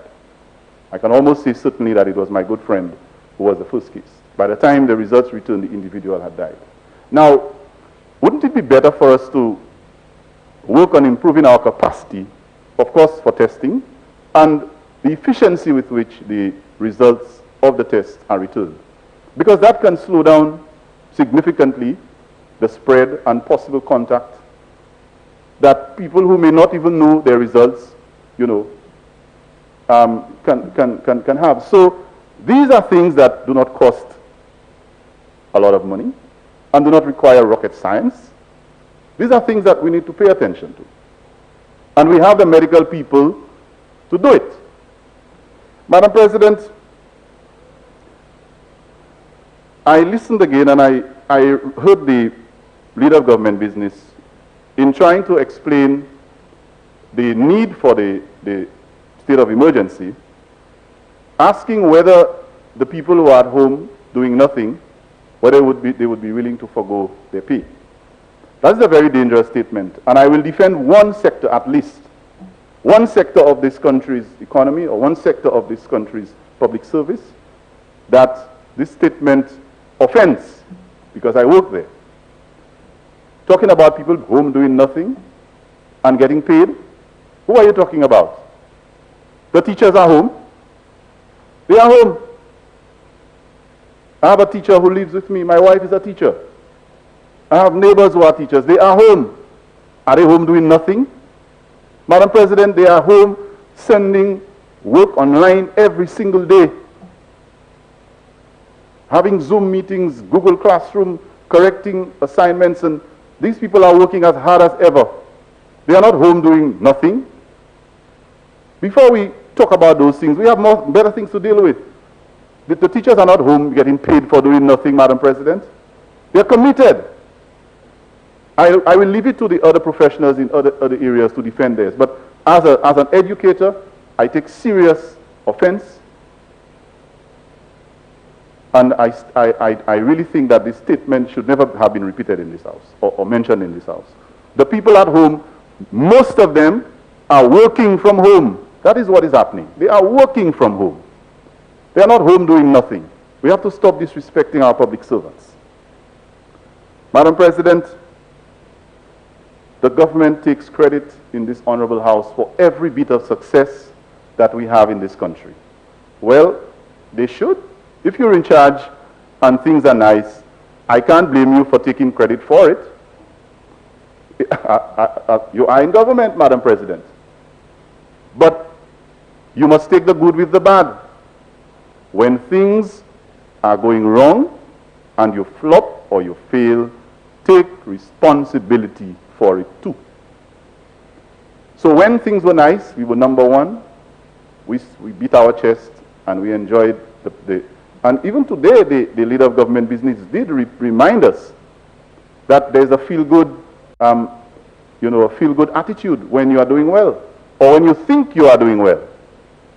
The same way we beat our chest about being number one in the region, sometime last year, we have as a government, this government needs to step up today and take responsibility for the situation that we have in the country today. Notwithstanding, there may be factors that contributed to it, but I have seen a pattern where every single thing that goes wrong in this country is not the government's fault. It's somebody has to take it. And I'm not even going to go back into all the discussion about who was to be blamed. It's never the government's fault. I mean, you are government. And things will not always go your way. Little things will go wrong sometimes. And major flaws will sometimes show up. But, as they say, man up, take responsibility when things are not being done properly and when you made a boo-boo, as we say, or when the situation is out of control. Take responsibility. Take responsibility. So, I'm going to wrap up right now, Madam President. And I want to remind the government. Senator, you have 15 more minutes. I will wrap up. I will end before that. Thank you, Madam President.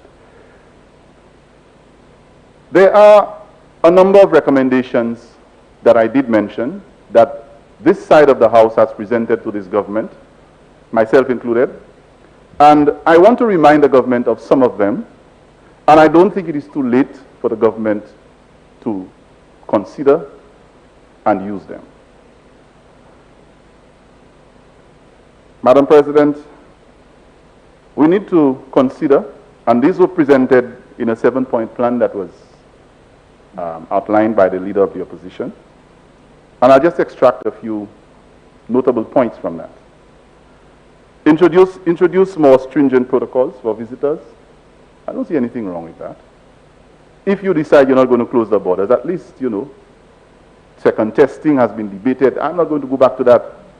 We debated that, and now it's about, we'll get to it in the next motion, Madam President.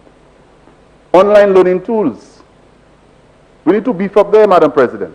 Instead of saying the people at home not doing anything, and I have to wonder whether you're saying that the teachers are home doing nothing.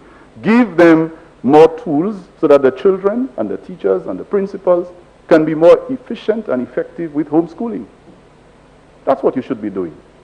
And so I take that opportunity, Madam President, on behalf of the students of this country and the teachers and principals and educators, to ask the Minister for Education, who I heard spending a lot of time on talking about duty-free vehicles and roads and all of that.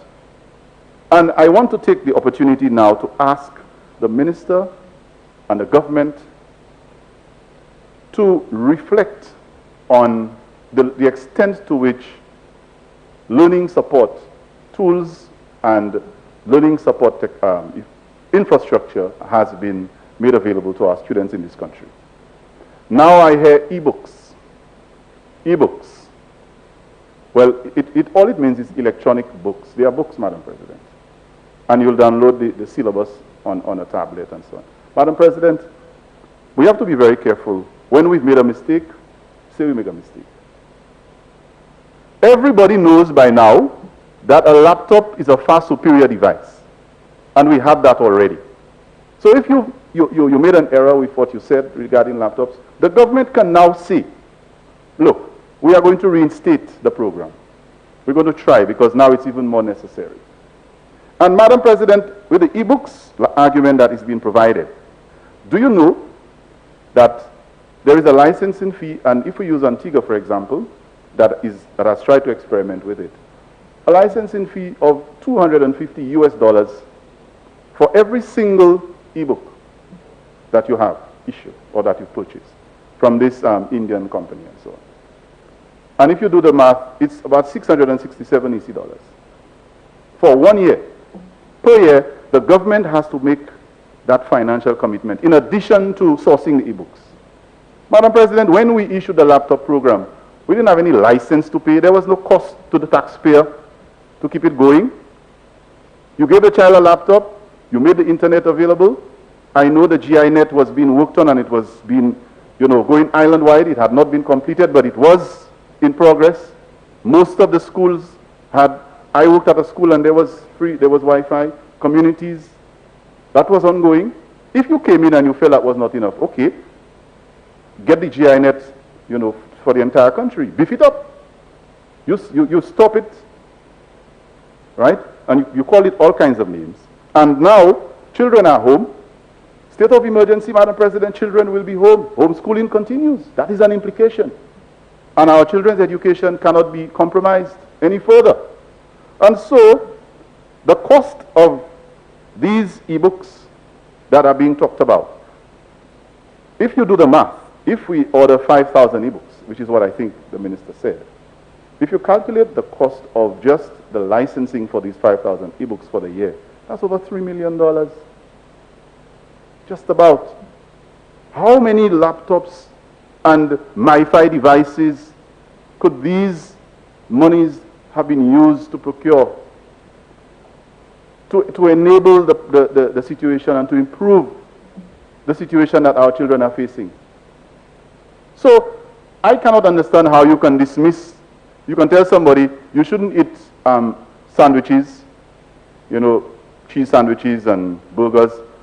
They're not good for you. That's not good enough. I have to stop eating that. And then you come and you offer them dry bread. You offer them dry bread when they had, you know, burgers. And you don't want to call it dry bread. You look for other names for it. You may want to call it flavored flour. But it's still the same thing. Move it along, please, Senator. I will, Madam President. Thank you. So, another recommendation, because my deliberation on that point, Madam President, was to really state the importance of giving educational support, online educational support, while we are going into the state of emergency. The other issue, Madam President, is providing direct social stimulus and income support. We have called it all kinds of names. I hear mendicant, I hear all kinds of names. There is no running away from the fact that some of the people who are affected just need income support. You can do the training and other things, help them get employment, but there's no running away from the fact that they need it. And I heard that the question was asked, where are we going to get the money? Where are we going to get the money? Just last year we were in this honorable house approving an IMF almost $30 million loan, $78 million. We came to this honorable house to approve that. Zero interest. Where are we going to get the money? That's one of the places we're going to get the money. What about the CIP funds that we've been receiving over the last few years? Where are we going to get the money? And which one is a priority now? The monies that we're using with all those campaign projects that we're going to visit the sites? What's the priority? Where are we going to get the money? That's where we're going to get the money. Madam President, I also propose, from the opposition, we have proposed that you increase testing capacity, and I have spoken about that, so I will not elaborate. Increase your testing capacity. That's how you know what is going on, and so you can know what to do. And finally, I want to reiterate that you speed up the rate at which your results are processed and received. I think these will help us. These will be more productive and more effective. Madam President, I think we must stop treating the symptoms of the problem. The state of emergency is a reaction. We just react. We need to stop treating the symptoms of the problem and get to the root or the cause of the problem. That's what we need to start doing. Let us address the cause of the COVID spike and the COVID increase and why so many people are getting the virus now, why there is, we have an increase in the death rate. We have to, that is where we need to stop just putting the plaster on the bobo. So, Madam President, with all of those things being said, I think we now, as a people, have to be very suspicious of the motive behind the imposition of the 90-day state of emergency. We have to be suspicious. And as I said, I will not speculate on the reasons, but I think it has become very obvious what the reasons are, and the kind of social, emotional, and psychological impact that a 90-day state of emergency will have on the people will be left to be determined. I will not try to go ahead of time, but time is a way of revealing those things. So, Madam President, I think, having said so, I want to end by reminding all our St. Lucians that no matter what the government does and no matter what the opposition says, some things remain. And so we must also encourage them to take responsibility for their lives as well. So I encourage St. Lucians to adhere to the protocols. I encourage St. Lucians to wash their hands, sanitize, wear a mask, social distance, avoid undue risks. You know, if you don't have to go certain places, don't go. We believe that it works. So if the government decides to listen finally and start doing some things that work, we as St. Lucians can play our part. And I think, you know, generally speaking, St. Lucians do that. So I want to encourage them to do that. And in the process, let us keep each other safe. I thank you, Madam President.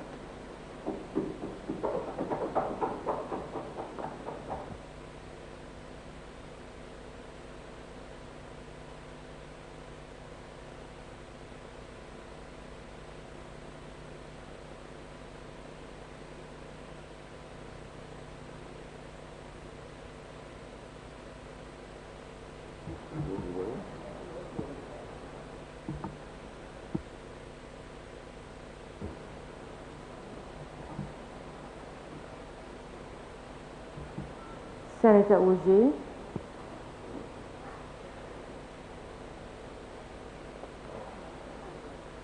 Thank you, Madam President.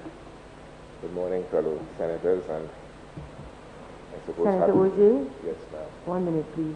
NTN is asking that we use either one of these podiums because the volume level at the table is very low. Very well, Madam President.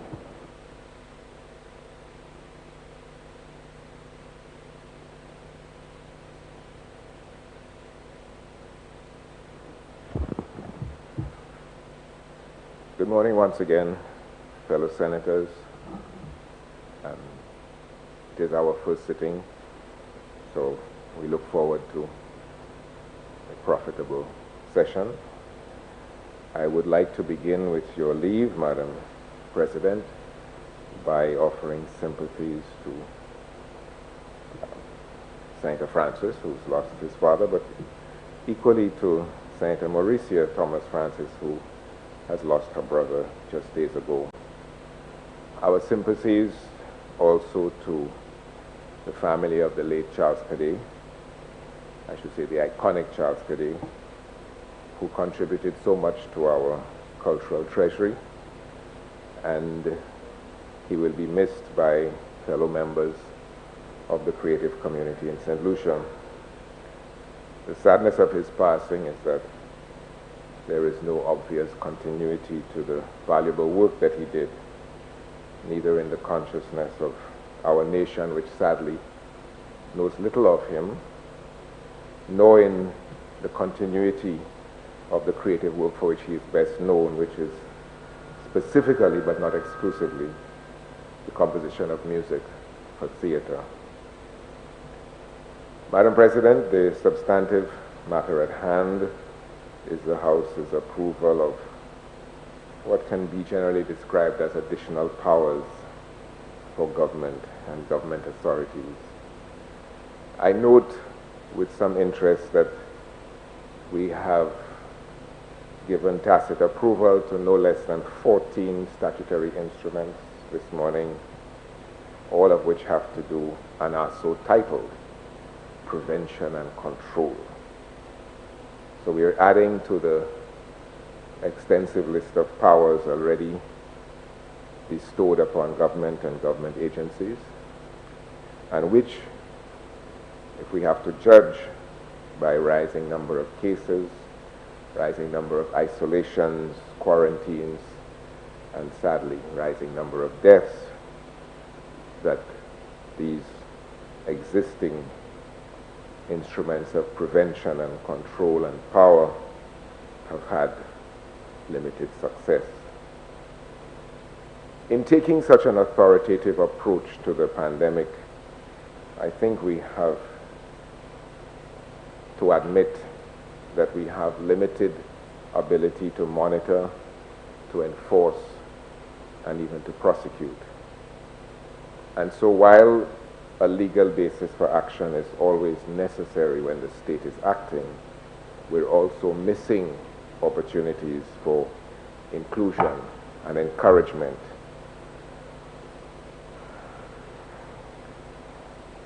I think that this has been mentioned earlier today, that we need to speak with people as opposed to speaking at people and to people. And there is every reason to believe that people who are logical are not illogical, that people who wish to act in their own self-interest will do so if that self-interest is obvious and well-defined. So I think we need to include in our planning strategies to engage the 15 or 20% of persons who do not currently engage or consistently follow protocols for some reason. There is a reason, and some of those are known and some of those are unknown, but we have to take the opportunity to engage those people and find out why it is they do not act in their own vested self-interest as we have defined because they must be defining their own self-interest in some other way, using some other parameter. And as a member of, or as a participant in the Recover St. Lucia initiative, which has sought to engage citizens in more meaningful participation of the COVID preventative measures and strategies for the recovery of health and home, we will be going out into the community to do that kind of engagement, because we are concerned that merely giving out messages and putting out instructions is not going to speak to those people who do not wish to comply, and for whom, in some strange way, defiance and nonconformity has become something of a protest. We may not like it, but it is part of the reality we have to engage with. And if it is those 15 or 20% of people who are truly to blame, and that is very debatable, for spread and contagion, then we need to have within our strategy some means of addressing them and embracing them, and something that goes beyond legislation to control and prevent. And I have spoken before about the big stick approach, which is really not working all that well, as the numbers now confirm. So, Madam President, the reference to Taiwan, which has happened at least twice in this session, is instructive. But for those of us who have visited that country, we know that Taiwan is a highly disciplined country. There is not a scrap of paper on the sidewalk. There is not a scrap of litter along the roadside. People obey signs and speed limits. And as someone who walks on mornings, I want to decry the littered state of our highways and roads. And I cannot understand how in 2021 we are discarding litter in such quantities along the highways and byways of St. Lucia. It is truly mind-boggling that our citizens are still doing this, and there will be a price to pay. Madam President, as I was saying, Taiwan is a highly disciplined country where the rule of law and the maintenance of order pervades society and economy, and is a seen necessity which accrues to the benefit of all. And I think that the level of conformity must have something to do with where the benefits accrue, because people generally act in their own self-interest. This is the basis of human behavior worldwide. So if the citizens of Taiwan comply to rule and regulation, it is because they perceive that there is a benefit to that compliance. There's a benefit that goes beyond the fear of police or jail or confinement or some other punishment. And as has been mentioned before, whether we want to contemplate it or not, I think we should consider the matter of trust and confidence in the system. And there is broad consensus in Taiwan that the system is working for the many as opposed to the few. And I believe that is the basis of which you see a man sweeping the sidewalk outside his house or outside his business at 7 o'clock in the morning rather than waiting for the city council to come and do it. There is a perception that benefits are accruing to all in a reasonably equitable way. There is trust and confidence in the system. There is a broad consensus that the economics of the country are working for most people, each according to his talent and his dedication to his discipline or her discipline. I'm not sure that is the case here, that we share that same perception. And I think as possibly as never before, we are seeing evidence of a deep division which exists between government and the governed. between the included and the excluded, between the engaged and the disengaged, between employer and employee. And we have to look to these deep divisions in our social fabric to be able to cure them. As has been said before, here and elsewhere, none of us is an expert at this, but the willingness has to be to adapt strategies as information comes to hand. We are learning, we are observing best practice, what works and what doesn't work, and we need to not stick stubbornly to hard and fast positions, but to learn as the process matures and determine what better can be done. I think that it has been known for some time that we had serious limitations in our testing capacity. I know because when I was exposed late last year, it took several days for the authorities to be in contact with me. Unfortunately, I took the necessary precautions to isolate from my family and my staff and other members of my immediate circle. But had I not done that, and had I been positive, there is no doubt that I would have easily infected maybe 25 to 50 people in my movements of 2 or 3 days. But the contact tracing is not where it should be, and the interval between being listed and being contacted is still too long. The interval between being tested and getting results is still too long. And I am not saying this idly, I am saying this because I am aware of periods of up to 18 days of people waiting for their results. 18 days. In fact, in one particular case, today is the 18th day. And this person is still waiting for their results. And not just waiting, but actively calling every day sometimes, several times a day, every other day, only to have a phone ring off the hook, not to be answered, or in the event when it is answered to be told, nothing yet, nothing yet, nothing yet.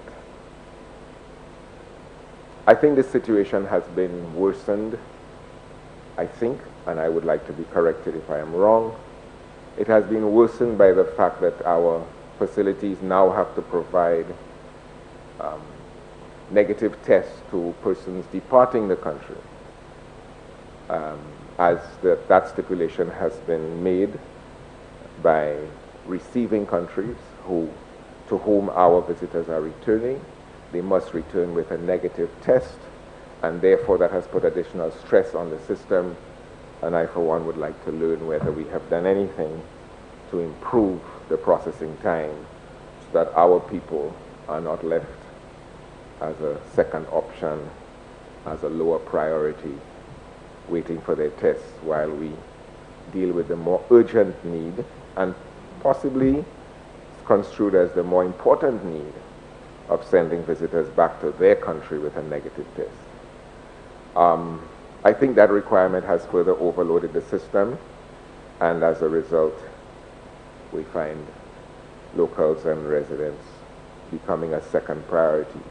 But under whatever circumstances, Madam President, 18 days is a long time to wait for one's results. And I don't use the number idly. I can assure you that there is evidence to support the claim.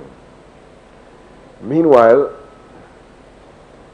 if you are sitting waiting for results, do you consider yourself positive or negative? Well, most of us will want to consider ourselves negative, especially if we are asymptomatic. So how do we then behave? Do we behave responsibly? Do we look at the evidence of our own bodies and conclude that we are not going to infect others? Do we have the facilities and the luxury of isolating? It's very difficult to isolate 4 people in a 2-bedroom house, or in a 2-room house for that matter, which is not a condition that many of us are familiar with, but which exists across this country. there are 4 and 5 and more people, sometimes across 3 generations, living in the same 2-room house. How are you going to isolate in that case? Where? In the yard? So while we cannot do anything to change those conditions immediately, we need to be able to give people their results. And I think even the 72 hours is too much. But at least that is the standard we first established, and we should stick to it. Because 3 days, as we know, each person is capable of infecting 10. I think that's the ratio that was first used. So shortening on that time, I think, is something that we have to absolutely work on, and possibly if we have to deploy more bodies, that would be the place to do it. While one is waiting for results, and sometimes I think we don't look at the second round implication of policy. For people who get sick leave, which is what happens in the public service, you're on a list, you are asked to go home, isolate yourself, you get sick leave while you're tested, while you're waiting, you are salaried. For a lot of people, the option of not going to work for 14 days is the difference between full bellies and empty bellies. And it's an immediate choice that has to be made. That may not be ideal, but it is a reality facing people. There are people who cannot afford to stay home for 14 days. So at least for those people who are not positive, we ought to be giving them their results within 72 hours so that they can return to work to support their families and to maintain some decency in their domestic situation. Consistency of information, therefore, Madam President, is key. And it shows in the daily messaging, because there is now an advertisement on television which says that you must have 2 consecutive negative tests before returning to normal life. I am told in other quarters that that has in fact been abandoned. So if it is correct that the 2 consecutive negative tests is no longer policy, then we ought to pull that ad and change the messaging so that people know exactly what they are supposed to do and not supposed to do. And this speaks back to the issue of trust and confidence in the system, and the consistency of information which is given to people so that they are not feeling confused and helpless. I understand that we are now moving to include private labs more holistically in the testing of potential cases and private doctors, and I think that this is very good. It's a little late, but it's good, and better to be late and right than early and wrong. So let us go with that, and let us continue to empower people to know exactly what their status is, without or with the government, either way. And I am drawing here, Madam President, on our experience with the HIV scourge, which was the terror of the earth some years ago. And what did we do? One of the most successful campaigns was encapsulated in 3 simple words: know your status. Take responsibility for yourself, go and get tested, protect your partner, protect your loved ones, know your status.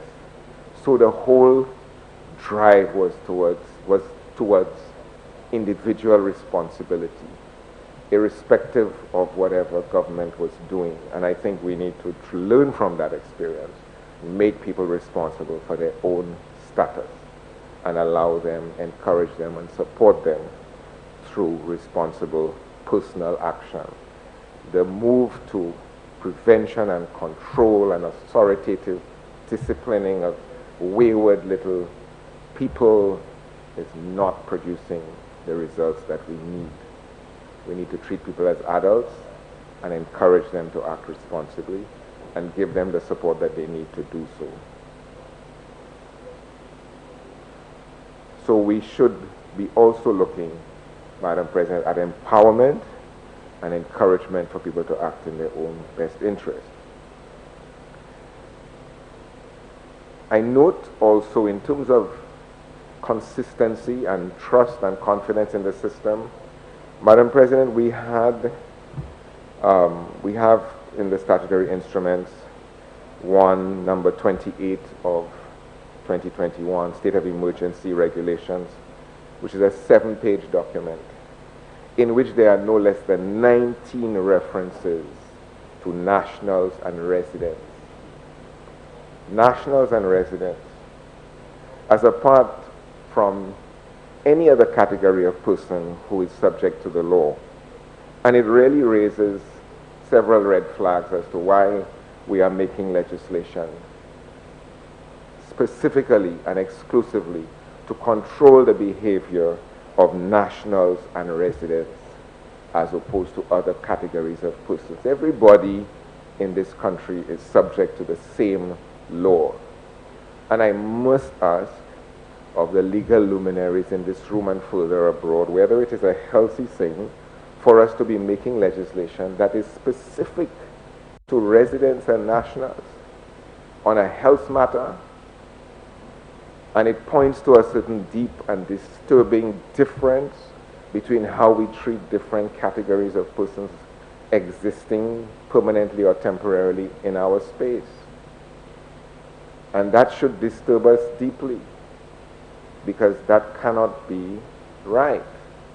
And if for some reason there is need to distinguish between nationals and citizens as opposed to other categories of persons, then it should be in the definitions up front that this legislation applies to X and Y and Z persons. And we should not have to mention and make that distinction 19 times in a 7-page document that this law pertains to nationals and residents only. That is very disturbing. So, Madam President, while we wait on vaccines, and that too requires great clarity as to what exactly the protocols will be and how they will apply to people who have vaccines. And I mention this because we have not yet figured out how we are going to encourage large proportions of the population to take this vaccine, which we are hoping will be the remedy to our current malaise. And if we want people to take the vaccine, then it seems to me we need to tell them what the benefits of this vaccine will be in clean, clear, unadulterated language that says if you take the vaccine, this is how you are likely to benefit in terms of treatment. Honorable Leader of Government Business. Madam President, on a point of elucidation, Madam President, or point of order, I'm not sure. I don't see in this legislation. Honorable Business, allow the Senator to take a seat if he's yielding. Your mic, please, Senator. Proceed, Honorable Leader of Government Business. Madam President, this is the declaration of a state of emergency. I do not see anything pertaining to the vaccine in here. I do not see a lot of what Senator Auger is referring to. And I am not able to tie it. I have been trying to, but I cannot. So please, if he doesn't mind. Senator Auger.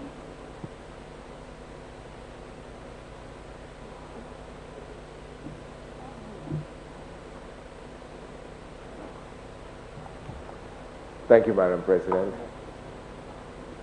Madam President, the business of a state of emergency presumes that there is a certain dire circumstance in the country which warrants the implementation of a state of emergency.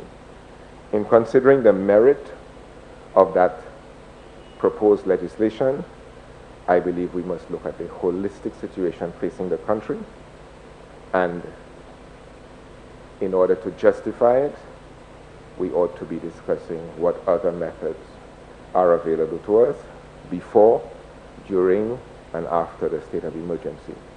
In presentation of this matter, It was further said that in the event that conditions improve, the state of emergency may be cut short from its proposed 90-day life. And so it seems to me, Madam President, that any measures that will relieve us of the onerous burden of a state of emergency in the shortest possible time is relevant to this discussion. Proceed, Senator. Thank you very much, Madam President.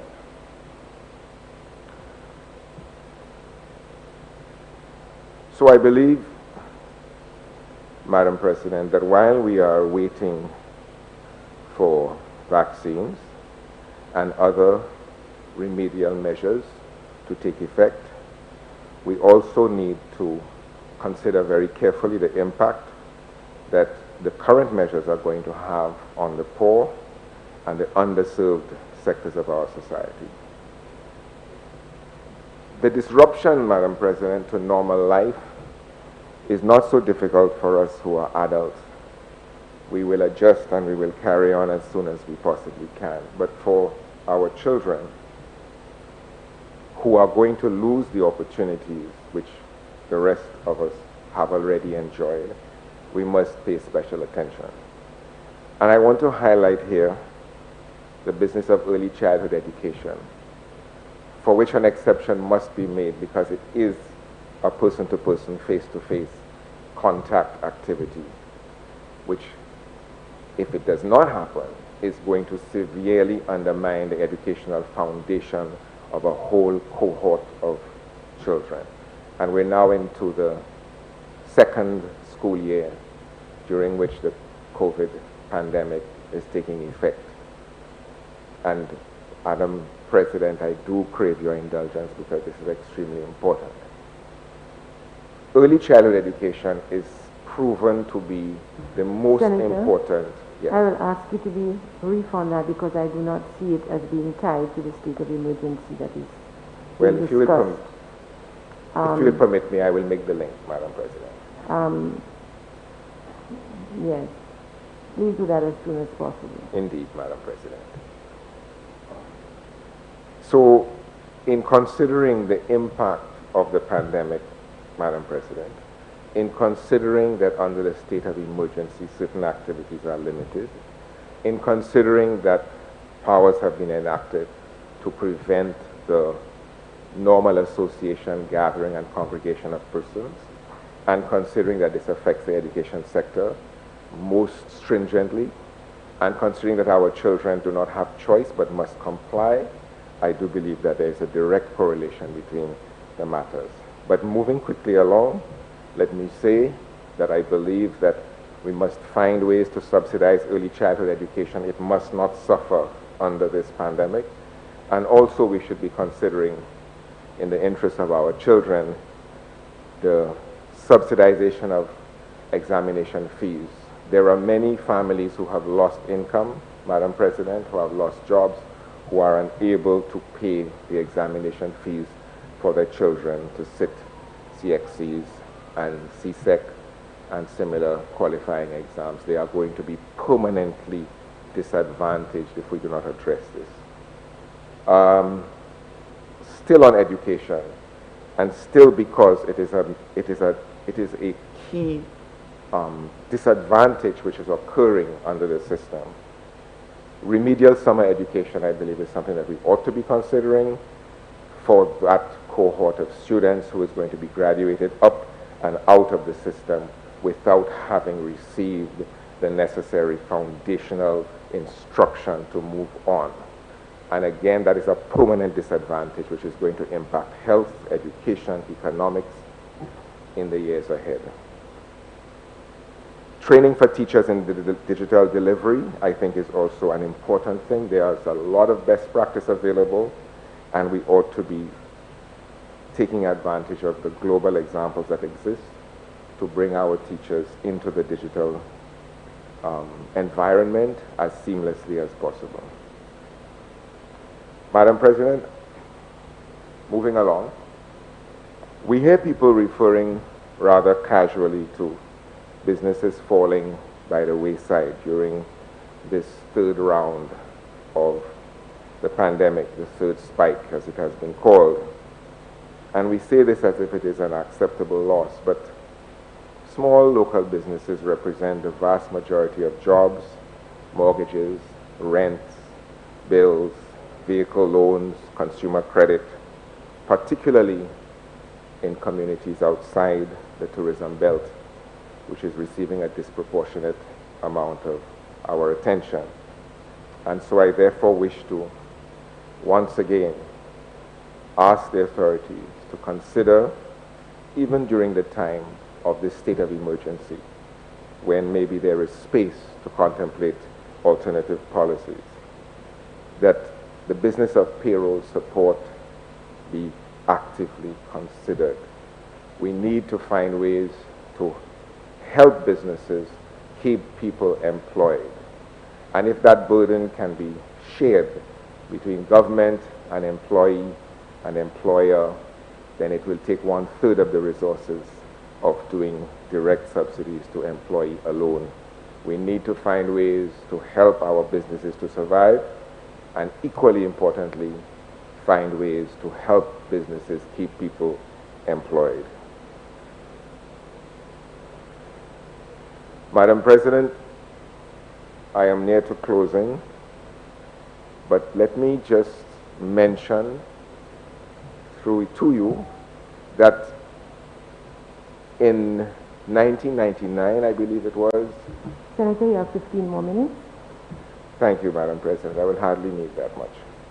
In 1999 or thereabouts, there was legislation enacted. I believe it was incentive legislation, which allowed companies to engage in financial restructuring without penalties of taxes and stamp duties and other transaction costs.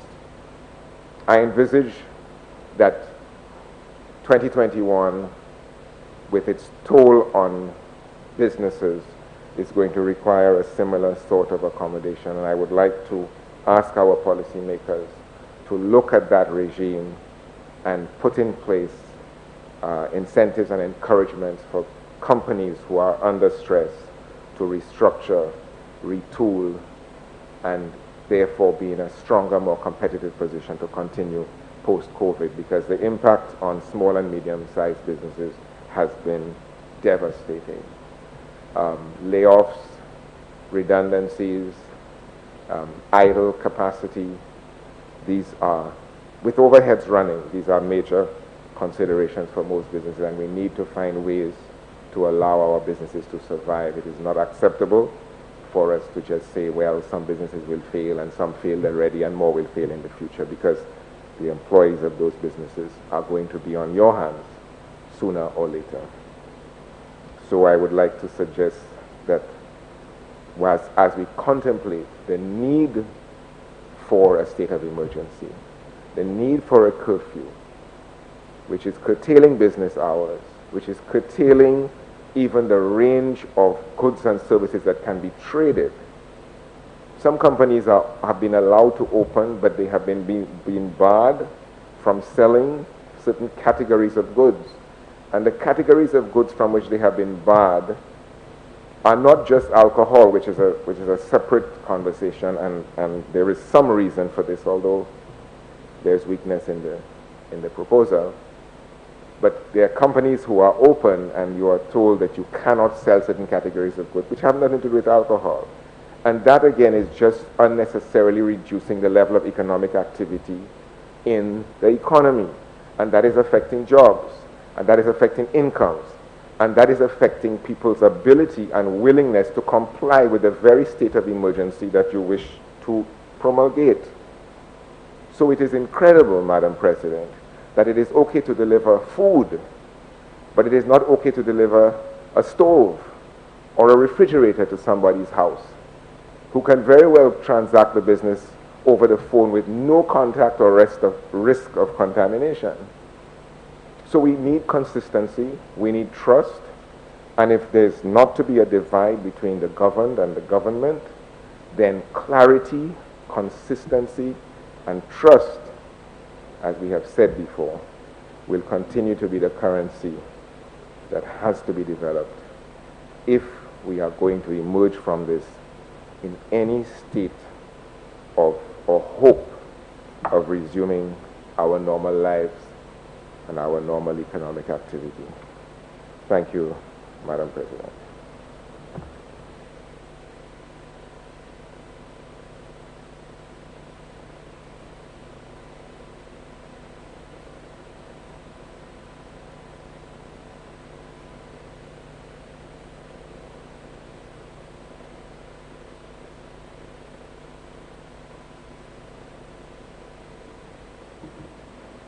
Honorable Leader of Government Business.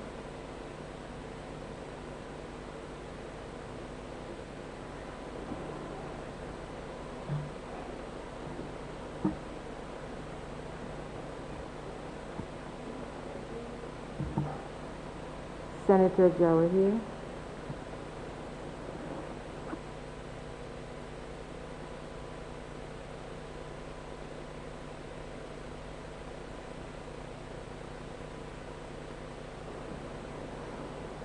Thank you, Madam President.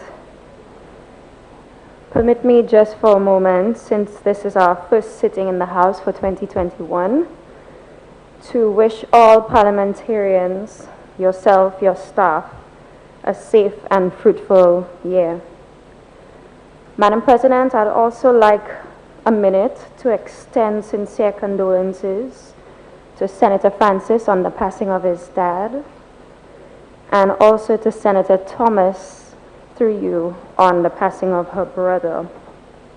I also wish to extend condolences to the families who have lost their loved ones in this pandemic. And just yesterday, we learned of 3 more deaths. That brings us to a total of 22.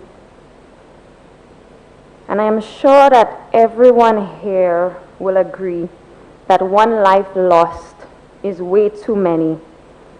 And I want to take this opportunity to encourage our St. Lucians who are listening at home, on the road, at work, wherever you may be, to press on as you continue to play your part in keeping yourself safe and also your families.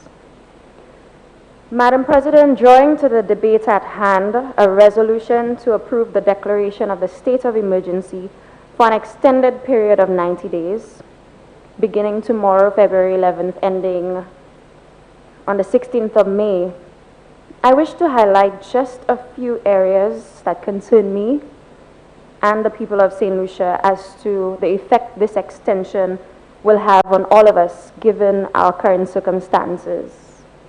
And in order for me to make a sufficient conclusion on the matter, Madam President, I believe 2 pertinent points need to be satisfied. Are we following the science?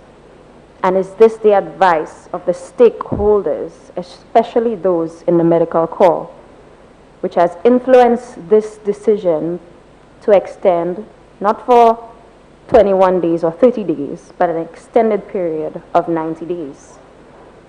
So, Madam President, you see, we know that there are challenges with managing COVID. We are all new to this. But isn't it about time we take a page from those who have exercised measures that have worked and implement them in St. Lucia? We do not need to reinvent the wheel or act as if we do not know what can be done, because our neighboring territories, countries around the world, all of them, of course, experience COVID-19 for the first time. So we should, for the least, take some encouragement or some advice or something out of those best practices that are used to curb the spread within our communities. Because as we know, the virus was indeed imported, but we are still here struggling with a plan when recommendations by professionals, best practices by countries, and the science tells us exactly how we can stop the spread. And so, Madam President, because of how the virus has been managed in St. Lucia, we are here again, once again, telling the people of St. Lucia that for the next 3 months, things will need to remain the way they are. And I needed some clarification, Madam President, because it is certainly unclear to me still as to why 90 days and not 21 or 30, when if you have a shorter period to limit activity, or if you want to say a shutdown, this will give you an opportunity to fast-track your initiatives to keep people safe. But when we have to wait for 90 more days, the worst could happen. More persons could get affected and infected, and I hope that we have no more deaths. But this is also a likely possibility. Madam President, I stepped back for a moment when I received the papers for today's debates, and I tried to imagine what the next 90 days will be like, especially for persons who are impacted, non-essential businesses who are in the majority, and how this 90 days will really curb the spread. I know some of these businesses are still waiting for some assistance from the government. They have bills that they need to pay. They have workers that they need to pay as well. And since we have not heard yet from the government of any social relief or direct intervention for those businesses during this new state of emergency, we are all just left to wonder.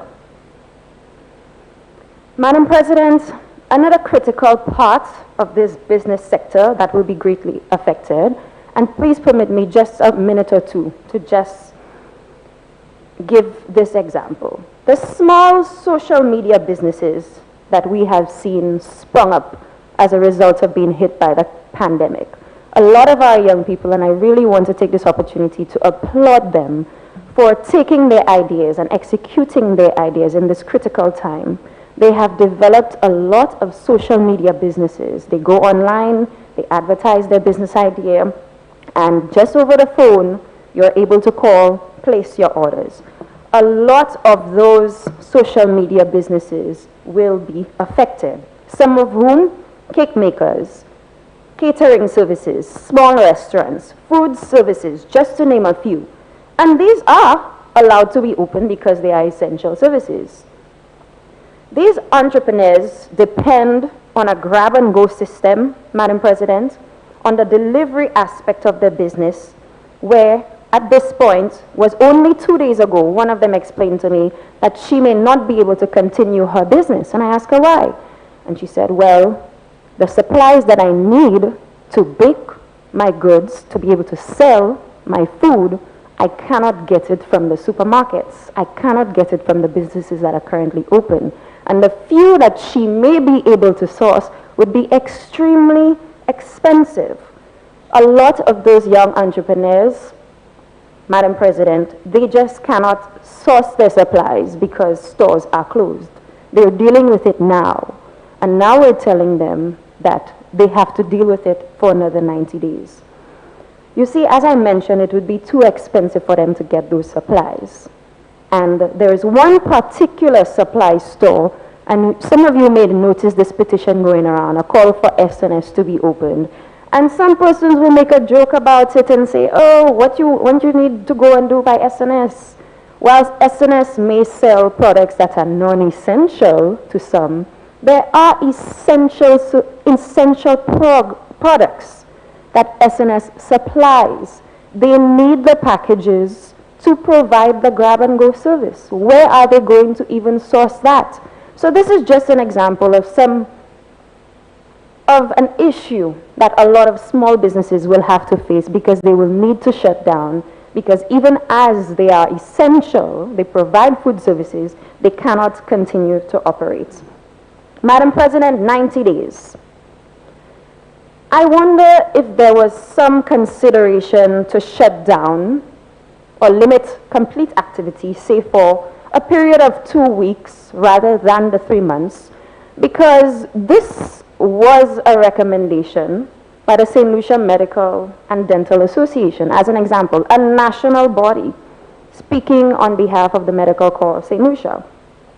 I have since not heard from the government a solid explanation or reasoning that can help us clearly understand why the state of emergency needs to be extended for so long.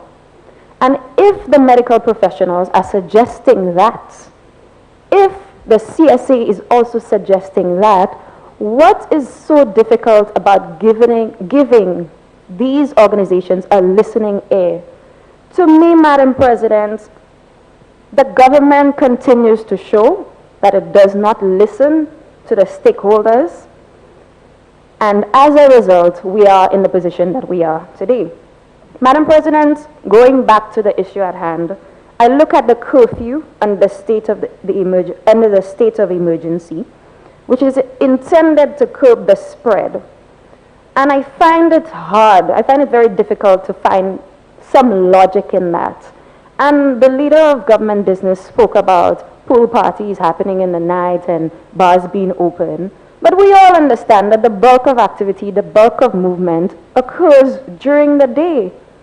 We cannot compare what happens during the day to what happens between 7 p.m. and 5 a.m. And you would make an exception for a weekend where you would go out for a drink, but on a regular basis, most persons are at home during that time. So it is very difficult for me to understand how limiting activity in the night versus the bulk of activity during the day is going to assist in curbing the spread of the virus. During the day, we still have to take the bus to work. My brother still has to leave home, take the bus, which accommodates 10 persons. That does not practice social distancing. It's not 6 feet apart on the bus. Has to go to the hotel, has to interact with guests, still has to take the bus to come back home. And then I wonder and I think how many persons he could potentially be in contact with during the day. Not forgetting that a lot of businesses that are open right now also facilitate and support the tourism industry. So, Madam President, I listened, was it just yesterday, and I heard the Prime Minister refer to the pushback that he received, and that it was a challenge for persons to get a COVID test in 3 days. And so he had to compromise. Compromise, Madam President, to allow persons to visit St. Lucia.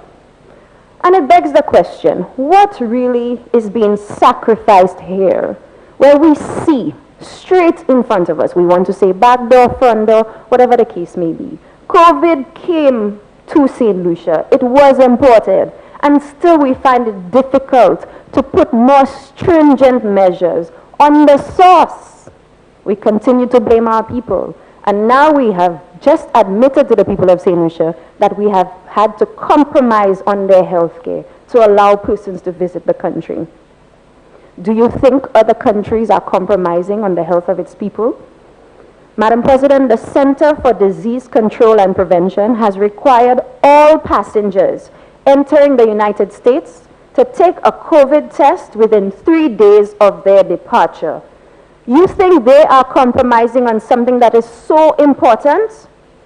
And Madam President, it is clear that if we have to compromise on the health of our people, that we are not putting the people first. And I listened to the leader of government business make a reference to Taiwan, which has millions and millions of people, 900,000 cases right now, and only 9 deaths.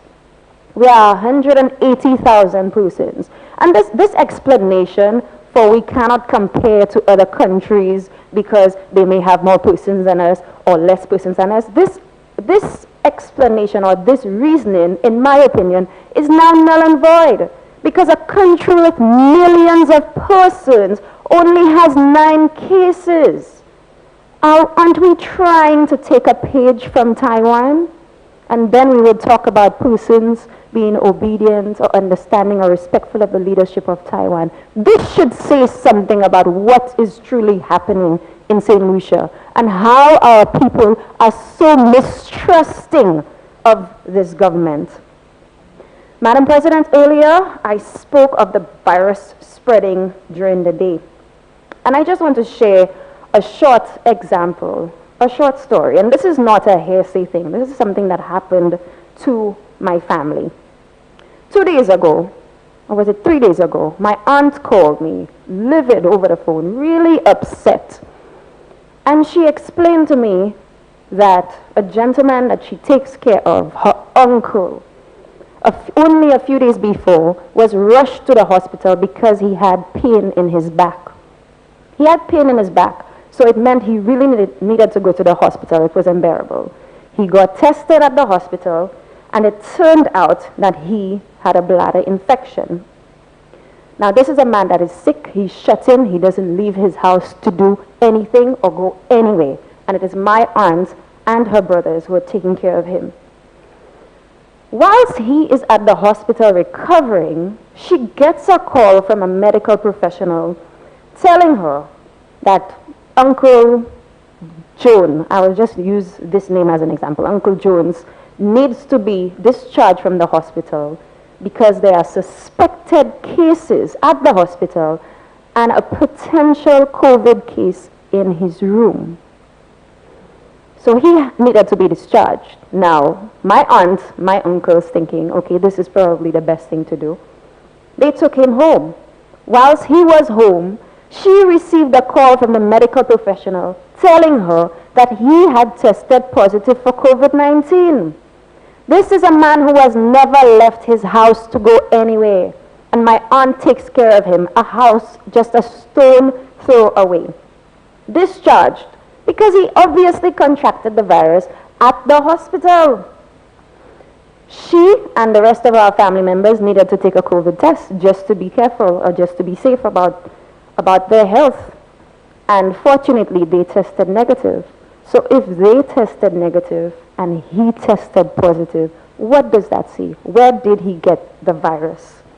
Madam President, it is very scary, it is concerning, and it certainly tells us that what we need to do is be better with our testing. We need to do more rapid testing, faster turnaround with our results, and expand testing to other medical facilities if the current facilities are overwhelmed. This is just one example from the many horror stories that we hear on a daily basis.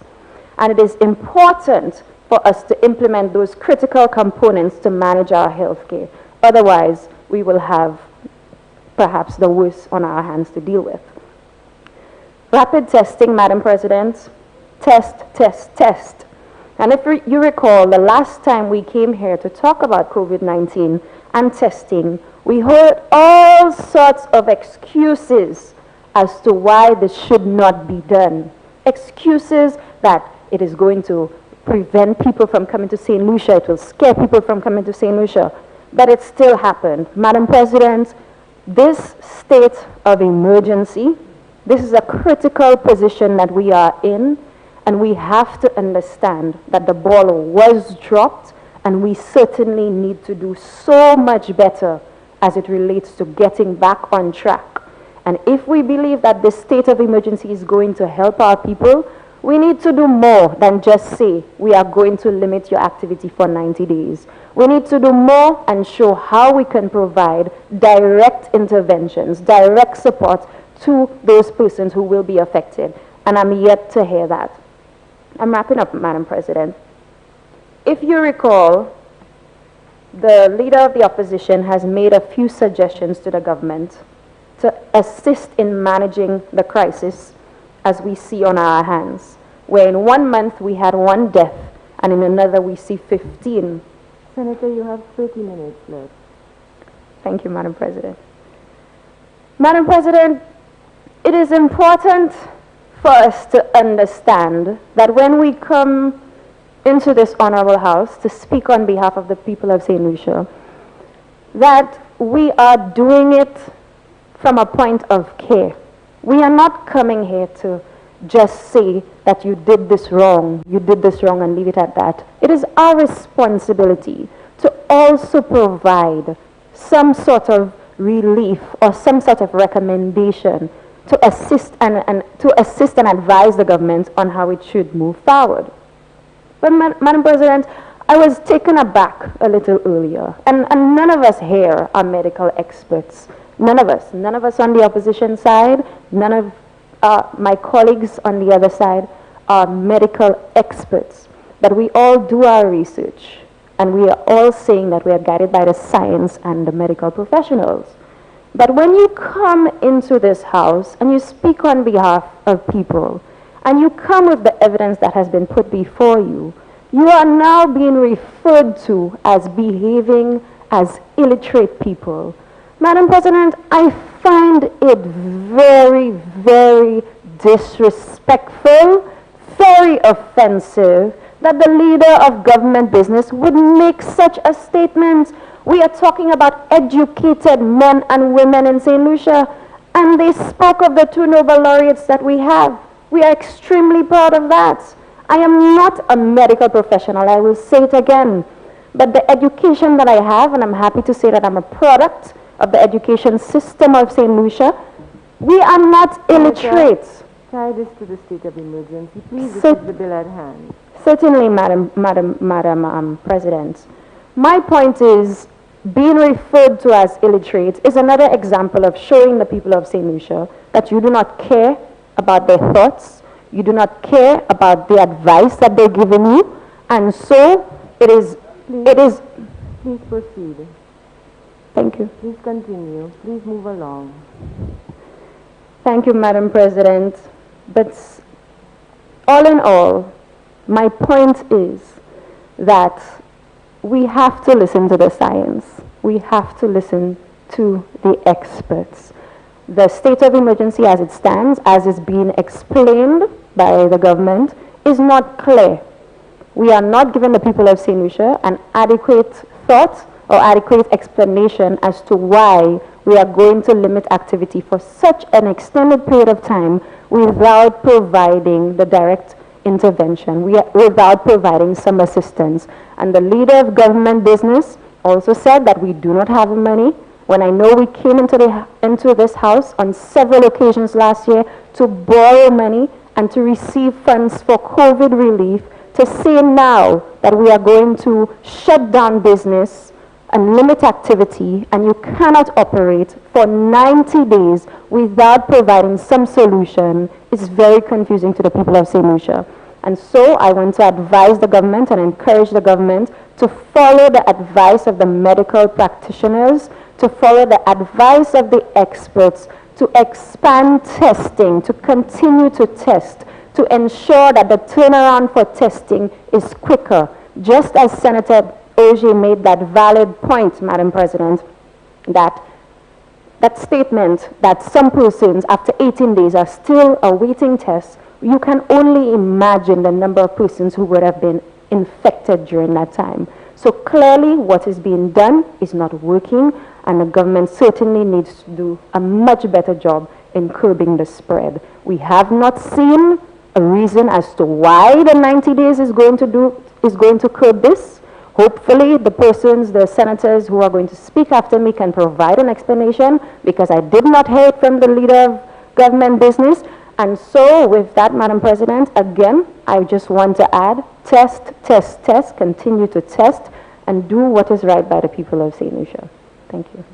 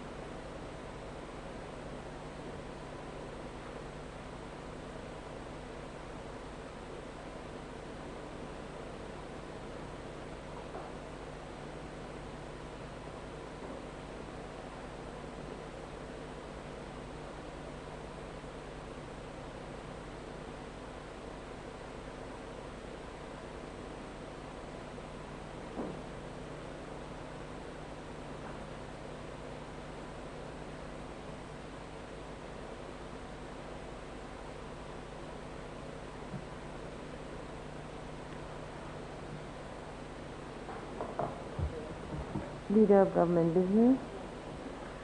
Thank you, Madam President. I rise to beg for an adjournment for about 1 hour for lunch. Senators, the question is that the Senate be adjourned for 1 hour for lunch. That would be 210.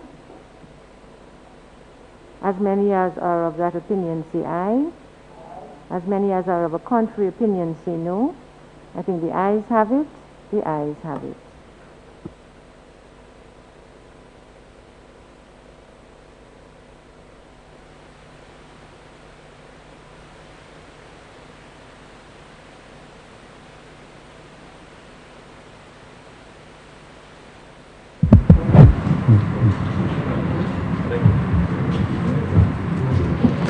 Nous venons pour ça qui a pris comme Sénat aujourd'hui. Nous venons au bout de première session.